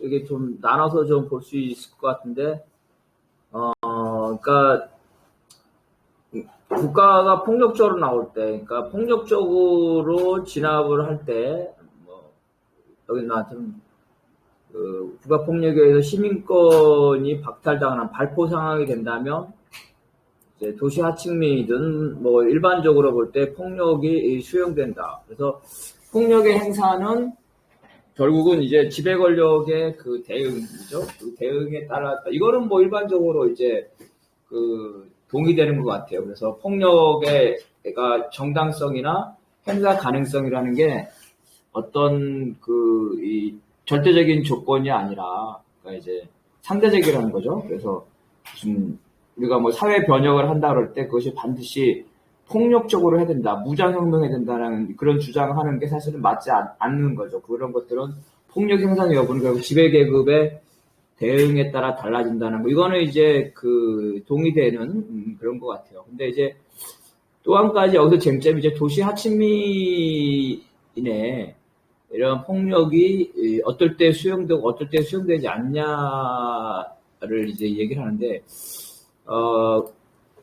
그런 부분, 여기서 분석하신 부분이 맞는 것 같아요. 그러니까 도시 하층민이, 최하위의 시민권에 있어서 일정 부분, 어떤 운동 내 아니면 집회 내에서도 차별받고 있다는 이런 부분은 맞는데, 그렇다고 해서 그게, 나쁜 상황인 건지 아니면 용인되는 상황인지, 우리 이제 임미리 선생님은, 과거에도 보시다시피 주로 이제 운동 주류추에 대한 비판을 많이 하고 계세요. 그래서 이제 이런 현상에 대해서 임미리 선생님은 그러니까 도시 하층민이 운동 내에서도 차별받고 있다는 게 잘못된 거다 이런 관점으로 보는데, 저는 그것이 잘못된 건지 아닌지 판단하기 위해서는 과연 도시 하층민이라는 거에 대해서 규정이 좀 있어야 된다. 그러니까 이 도시 하층민이 차별받고 있는 건 맞지만 과연 이 사람들의 계급성이라든가 지향성이라든가 행태라든가 이런 거 볼 때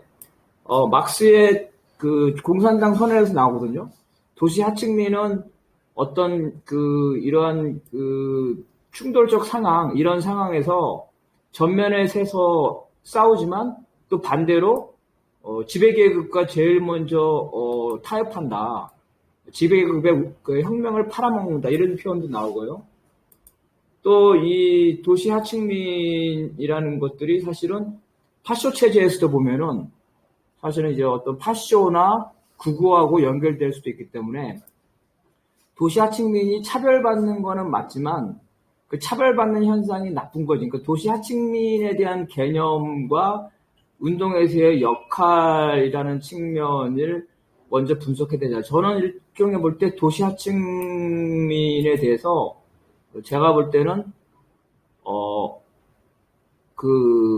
뭐랄까요, 어떤 특정한 이데올로기성 지향을 갖고 있기보다는 무정형의 형태가 있지 않는가. 그래서 차별이 옳다 그러다는 걸 하기 위해서는 그 운동에 있어서 어떤 방향성이라든가 주도성이라든가 이런 것들을 봐야지 단순히 차별되는 현상은 많은데 그게 나쁘다는 식. 그래서 운동의 주류는 비판받아야 된다. 이런 관점은 또 다른 것이 아닌가. 그러니까 차별받는 것까지는 맞는데 거기에 대한 가치 판단은 다른 시각. 저의 입장에서는요.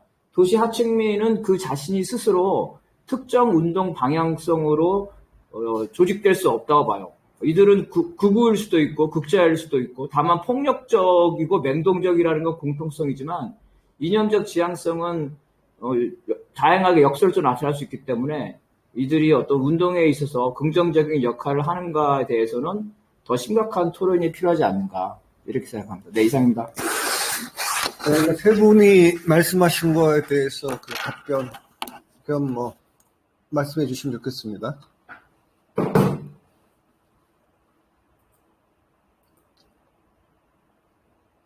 풀어줘야. 풀어줘야 돼. 그렇죠. 잠깐요. 지금 그냥 풀어줘야 돼요? 네. 아니, 약간 풀어줬는데? 저거 발언이 안 하고 있으신데? 임미애 선생님, 들리세요? 세 분이 질문 논평하셨는데. 발언을 아무나도 듣고만 계시는 건데, 네.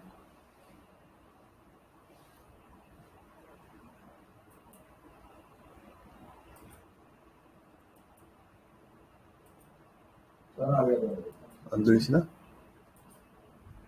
안 들리나? 연결이 안 되나? 아니. 제가 전화를 해볼게요. 듣고만 있는 걸로 나타나요. 잠깐만요.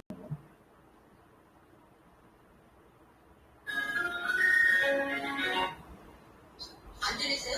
예, 듣고만 있는 걸로 나타나요. 어제하고 똑같나요? 제가 전화로 말씀하시면 다 안 들렸어. 네, 처음부터. 펜을 꺼야 되는데? 왜냐면 제 핸드폰에서 두 개가 다 올려요. 휴대폰으로 하고 계시는구나. 예, 텔 꺼시면 돼요. 상관없어요. 텔 끄시고 그냥 휴대폰으로 하세요. 네, 나가시면 돼요. 예. 텔 꺼시면 돼요. 안 들리죠? 아니, 모르겠습니다. 예. 저거 주세요. 마이크 주세요, 마이크. 예, 말씀하시면 돼요. 예, 세 분 질문 중에 김장민 선생님 거부터 거꾸로 말씀드릴게요.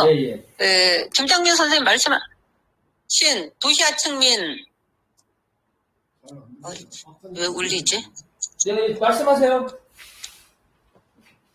이게 전화, 저기가. 예, 잘 들리세요? 이 정도면? 예, 잘 들려요. 예, 김장민 선생님 말씀하신 도시 하층민의 역할에 대해서, 잘 알고 있습니다. 동의하지는 않지만 잘 알고 있습니다. 그래서 막스가 브리메르에서 룸펜피티들 욕을 그렇게 했잖아요. 예, 그 말씀하신 것 같은데, 저는 막스가 그랬다고 봅니다. 그러니까 마르크스가 그렇게 평가한 거지 마르크스가 진리는 아니잖아요. 그냥 막스가 그렇게 마르크스는 그랬구나, 룸펜피티를 그렇게 봤구나, 그렇게 생각을 합니다. 예. 아니, 막스뿐만 아니라. 그리고 그 다음에 이제 연결될 수도 있으니까. 정 선생님 답변. 도시 하층민들을 적극적으로 조직화해야 되지 않느냐, 그렇게 말씀을 하셨는데, 조직화할 수 없는 대상이 도시 하층민이라고 보고, 조직화해서 어쩌려고요? 조직화되지 않은 사람들을, 그러니까 개별 파편화된 사람들을 도시 하층민들이라고 하고, 물론 그런 사람들이 하나도 없어질 때까지 계속해서 조직화하려는 노력은 할 수 있겠지만 그게 과연 가능할까? 왜 가능하지 못하냐면 끊임없이 또 다른 유형의 개별화, 파편화된 그러한 사람들이 등장을 할 것이고, 사회운동이 과연 세상의 그런 변화보다 훨씬 더 빨리 나가고 있나? 더 먼저 진보가 상대적으로 보수에 비해서 진보인 것이지, 사회 전체의 발전 정도보다 진보 운동이 가지고 있는 그 의식이 더 앞서 나간다고는 볼 수 없는 거 아니에요? 사회가 형성된 이후에 그것을 바탕으로 해서 얼마나 더 나은 세계를 의식적으로 그려내는가 하는 것이 진보인 거지. 지금까지 뭐 진보들 한국이나 뭐 세계 다른 나라들의 진보를 봐도 과연 그러한 조직화가 가능할까 싶어요. 예. 그러니까 1990년부터 크게 다르지 않은 소위 좌파들이 지금 상상도 못했던 시위 형태가 일어나는 이 시점에서 어떻게 그걸 조직화할 수 있을지. 그리고 2016년, 2017년 촛불에는 소위 제가 논문에서 도시하층민이라고 얘기한 사람들이 참가를 안 했습니다. 그러니까 폭력 자체만 퇴출시킨 게 아니라 도시하층민 자체를 퇴출을 시킨 거죠. 도시하층민들이 2016년, 17년 촛불에 참가하지 않았다는 거는 제가 다른 논문에서 2016년 촛불을 주제로 해서 쓴 논문이 하나인데 거기서 언급을 했는데 제가 당시 서울역 노숙자들도 인터뷰하고 뭐 그랬는데 그 사람들은 아예 참가를 안 했어요. 예. 그러니까 참가하지 않은 사람들을 놓고 지금 뭐 비폭 조직화를 얘기하는 거는 좀 무리가 있지 않나 뭐 그런 말씀이고, 그 다음에 이제 첫 번째 질문 주셨던 분 두 가지 질문 주셨는데 철거민 제가 정확히 들은 건지는 모르겠습니다. 끽끽한 소리가 나가지고 일단 첫 번째 철거민 얘기를 하셨는데 철거민들이 불법적 철거에 맞서 생존권을 사수하기 위한 투쟁을 하는 순간이 있고 그 다음에 철거민 운동이 사회운동의 일부로서 전체 이분법적 전선에 동원되는 시기가 있습니다. 한국 사회운동에서. 철거민 운동 자체가 하나의 운동이라고는 하지만 굉장히 생존권 투쟁 지향적인 때가 있었고 또 이분법적 전선운동의 일부일 때가 있었고 또 철거민 운동 내부에서도 생존권 투쟁 쪽이 강한 집단들도 있었고 후자가 강한 집단들도 있었고 그 전자일 경우에는 파편화된 도시 하층민의 일부로 볼 수 있겠지만 볼 수 있고 후자는 조직화된 도시 빈민 운동의 하나라고 볼 수 있을 것 같습니다. 그리고 지금 두 번째 질문은 장애인 운동 말씀을 잠깐 하셨는데 저는 장애인은 엄격한 의미에서 도시 하층민과 일치하지는 않지만 한국 사회에서 비시민 취급을 받는다는 데서 도시 하층민하고 유사한 측면이 크다고 생각을 합니다. 그리고 지금 장애인 투쟁이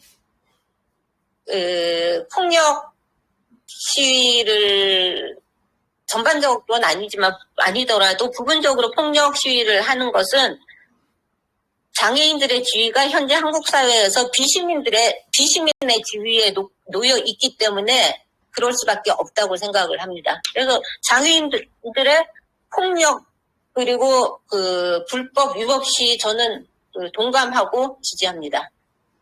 예, 제가 질문을 정확히 들었는지 모르겠는데 일단 답변을 하면 이렇습니다. 예. 예, 감사합니다. 다른 분들 질문이나 뭐 코멘트. 답변 다 했어요. 예.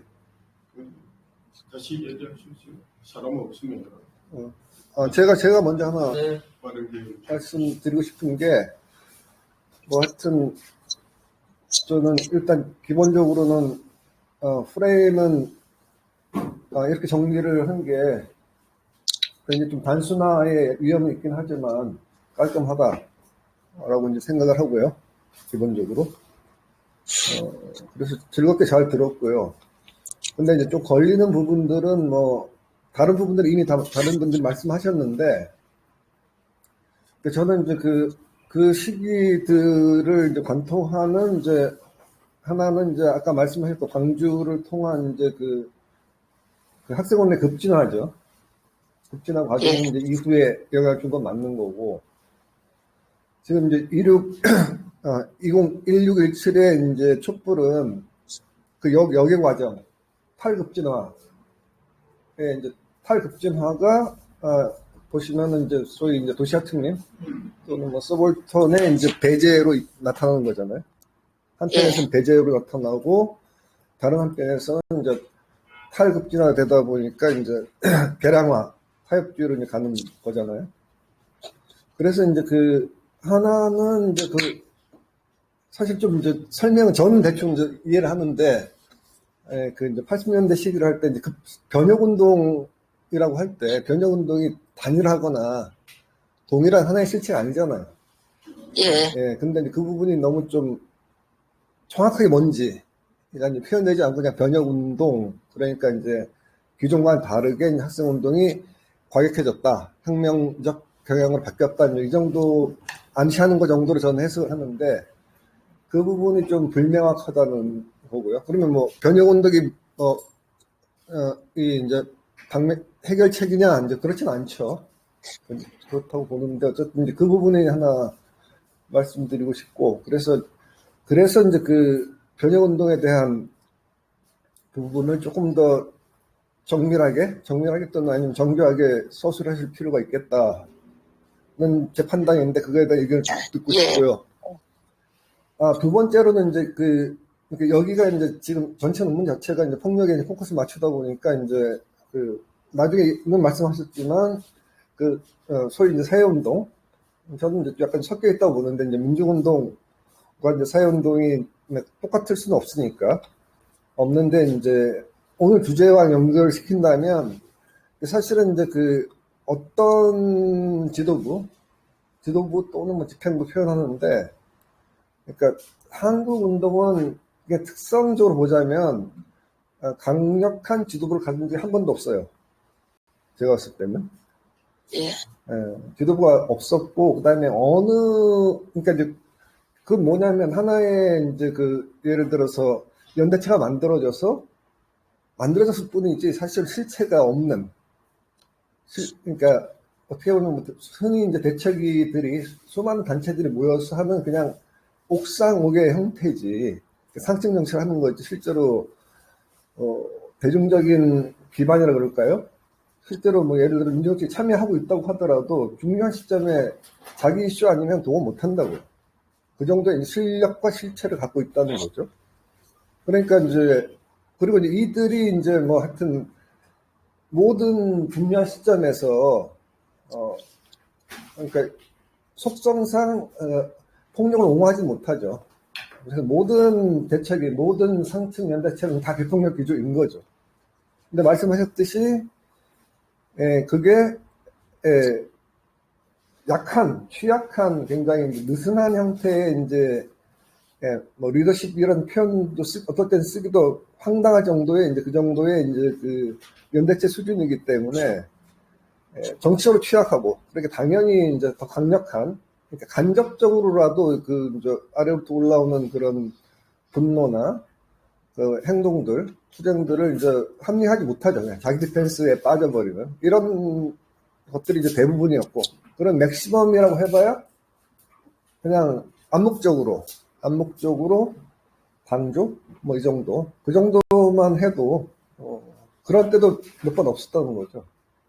그래서 이제 이 지도부 문제 자체도 이제 아까 말씀드렸던 이제 변혁운동과 마찬가지로 조금 너무 좀 엉성하게 표현되지 않았느냐, 그게 제 판단입니다.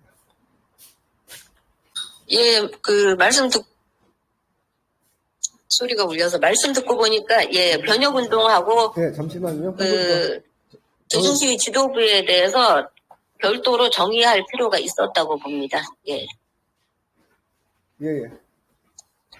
조영광 선배님, 그냥 말씀하십니다. 정용광입니다. 다시 이 발제무가 또 설명한 것은 전체적으로 보면은 잘 정비됐다고 생각합니다. 그러나 여기에 가끔 이제 폭력이냐 아니냐 이 문제가 일정한 초점을 형성을 하고 있습니다. 그러나 이 폭력이고 아니고 간에 이것은 폭력이면은 또 발제자는 폭력일 때 그 요구 내용이고 좀 더 변혁적인 내용을 담아낸다. 이렇게 일단 파악을 하고 있는 것 같은데 어쨌든 그럼에도 불구하고 이제까지 주된 전체적인 정치 사회 체제를 집권 세력을 또 세력 관계를 바꾼 것은 사실 60년 4.19 혁명하고 80년 대투쟁입니다. 그게 이제 많은 이제 투영들이 있었는데 근데 어쨌든 간에 60년이든 80년이든 이 전체적인 투쟁 기조는 민주운동입니다. 민주화운동.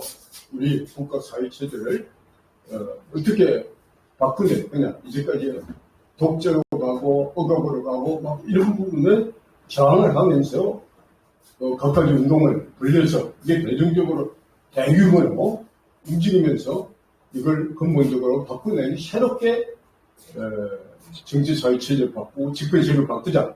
이게 전체 포함하면 결국 민주화운동입니다. 그런데 이제 전체적으로 서구나 많은 나라에서는 진작부터 있지만 이게 한국도 노동당이 있고 민주노동당 등등 진보 정당이 있습니다. 보면은 강연을 한번 정책을 쭉 보면 그냥 상당히 배력적인 내용이 다른 거 있어요.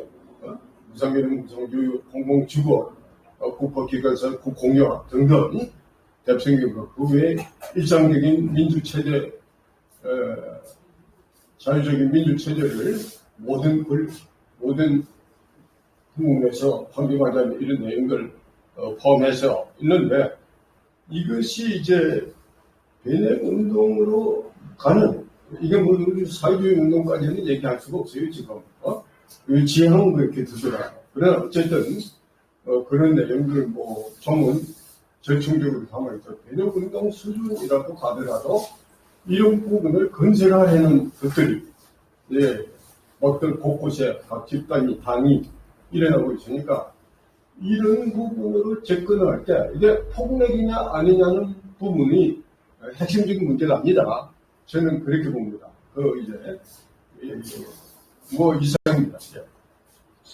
예, 선생님 답변에 대한 직접적인 질문에 대한 직접적인 답변은 아니지만 선생님 질문 말씀하신 거 듣다 보니까 제가 좀 더 분명히 해야 할 지점이 있는 것 같아서 말씀드리자면 제가 결론을 좀 더 선명하게 매듭짓지 못했다는 느낌이 계속 드는데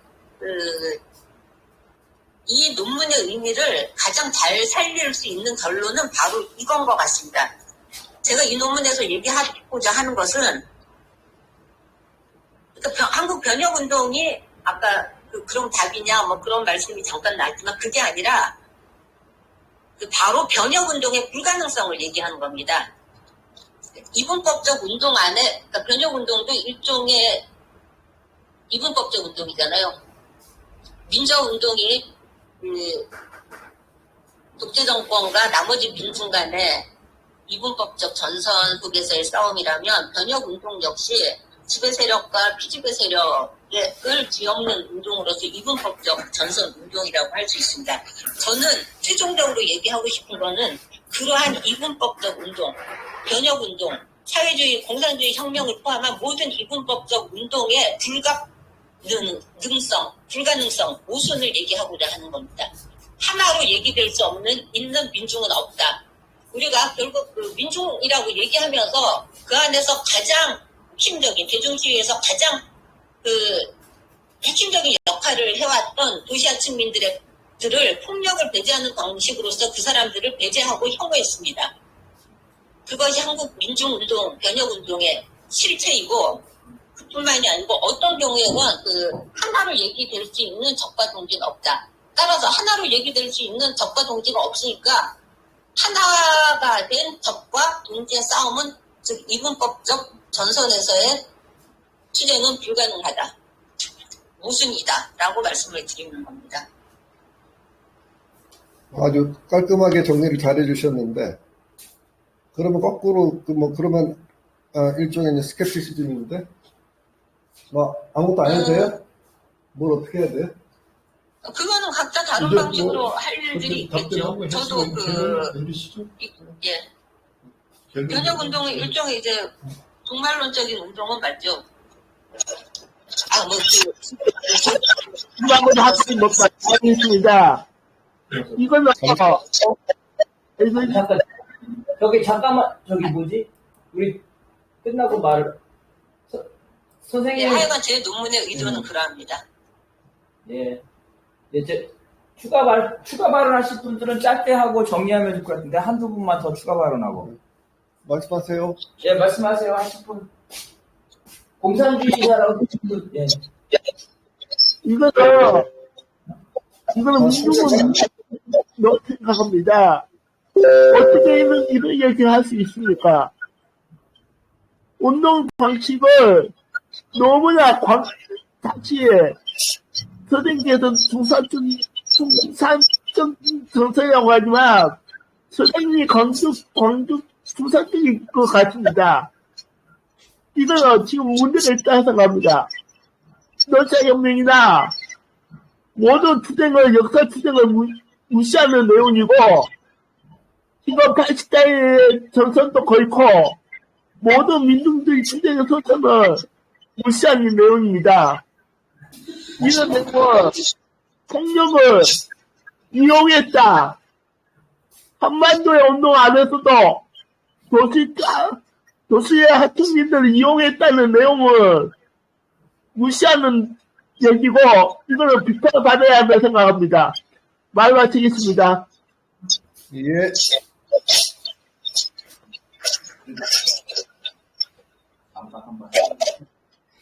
예, 제가 지금 말씀하신 분 내용이 워낙 안 들려가지고 약간 거기에 대한 답변은 아니지만 뭐 간단히 요약하자면 시민의 자격을 가진 사람들이 비시민으로 치부된 도시하층민들의 폭력을 배제 혐오하는 가운데 그들의 투쟁과 피를 자기 몫으로 돌렸다고 봅니다. 저는. 예. 그러니까 대중시위에서 시민들이 비시민들의 폭력을 통해 나타난 시위의 에너지를 갈취했다고 봅니다. 예.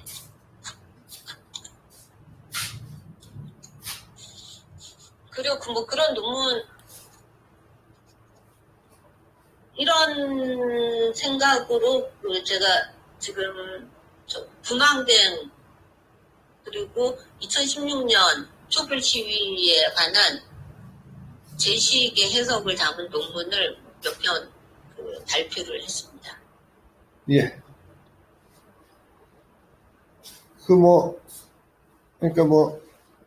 아까 말씀하신 분의 요지는 지금까지 여러 가지 투쟁들을 폄하한다 이런 주장이셨는데. 이걸 폄하라고 할 수 있을까요?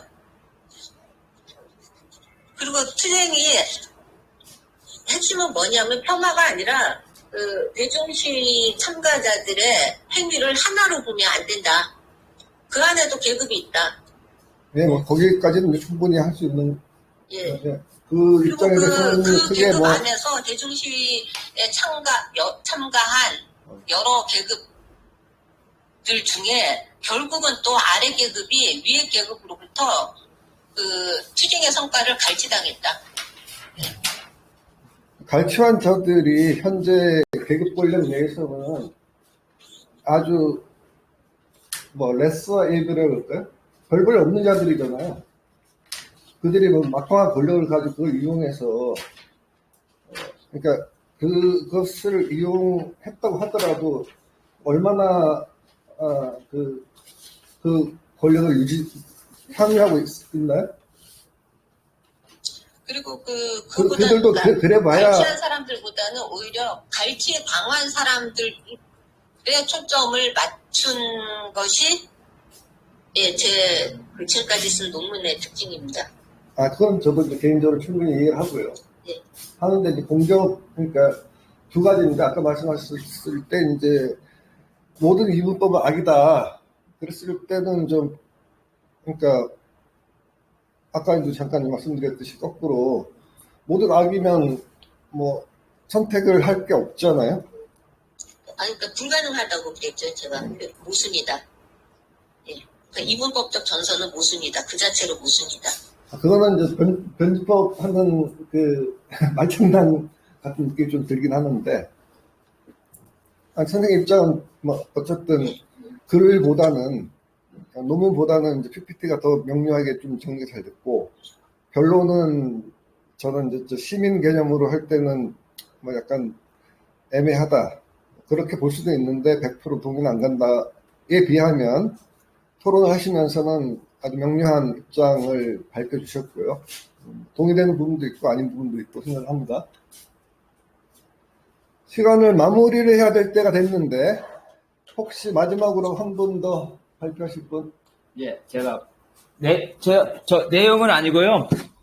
우리 이제 임미리 선생님은 지난번에도 우리 자살 문화에 관해서 이렇게 하셨고, 그 다음에 그 전에 이제 경기동부 하셨고, 그래서 저희 운동권 내에서도 이제 어떤 계층이나 차별이나 이런, 소위 말해 주류 운동권에 대한 비판적 시각을 쭉 해오셨고, 오늘 관련된 부분에서는 사실은 이제 우리 연구소에 김승현 박사라고 프랑스에서 실업자 운동으로 박사학위 맡으신 분인데, 이분이 예, 그렇죠. 그쪽하고 아마 비슷할 수도. 예. 그래서 사실 오늘 그분을 좀 왔었으면 못 왔는데, 그러니까 이제 또 다른 방법이 있어요. 그러니까 뭐냐면은 지금, 그 지배계급의 어떤 폭력, 그러니까 헌법적으로 저항권 상황이죠. 그러니까 지배계급의 기존 질서에 대응에 따라서 폭력성이 수용되는 게 좌우된다고 하는데, 그게 일정 부분 이제 한국 상에서 맞는데,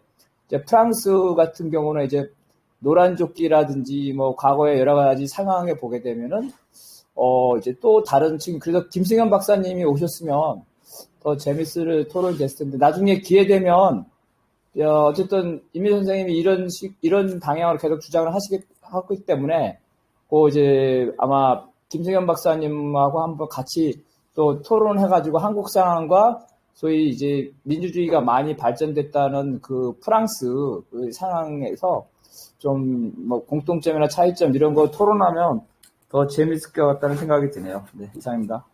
사회자처럼 발언하십니다. 자, 뭐 고생 많이 하셨고요. 토론을 이 포맷이 좀 힘들죠? 페이스 투 페이스 하고는 좀 다르기 때문에 좀 어려운데, 네, 맞는 것 같습니다.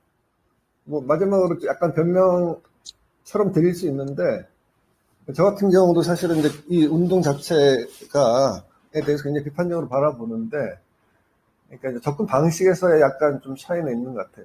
제가 그러니까 부분적으로는 동의를 하고, 부분적으로는 차이가 있는 것 같습니다. 근데 뭐 그렇다고 해서 그 주장을, 그러니까 오늘 접근은 저는 개인적으로 상당히 마음에 듭니다. 폭력 문제 다루지 않는 부분에 대해서 적절하게 어프로치를 해줄 수 있다고 생각하고요.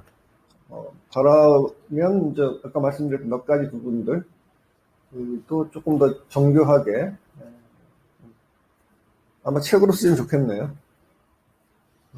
사실 이게 다 말씀하시고 마지막으로. 예, 말씀하세요. 이게 제가 책을 쓰려고 목차를 잡아놨었거든요. 예. 근데 갑자기 뭘 하나 써야 논문을 계속 에코가 나와서 책으로 쓰려다가 압축시켜서 논문으로 쓴 거라고요. 예, 알겠습니다. 그래서 빠지는 것도 많고 건너뛰는 것 같죠. 예. 뭐 논문 형식보다도 이제 양이 작기 때문에 디테일하게 들어가면 책이 되겠죠. 네, 오늘 수고하셨고요. 감사합니다. 다음에 또 뵙도록 하죠. 예, 저도 감사합니다. 불러주셔서 감사합니다. 우리 그런 임미리 선생님 이런 주장을 많이 우리가 들어야 돼요. 그러니까 현장에 안 오셔도 되니까 논문 좀 괜찮은 거 우리가 얘기할 수 있는 거 있으면 다음에도 발표 좀 해주세요. 예, 감사합니다. 네, 그래요. 잘 들어가세요. 예. 예. 자, 수고하셨습니다. 토론 마치겠습니다. 자, 여기 문 닫겠습니다. 네, 감사합니다. 가야지, 하시봐. 문 닫자. 어? 끝난 거지. 근데, 우리 연구소 성원 중에 한 명,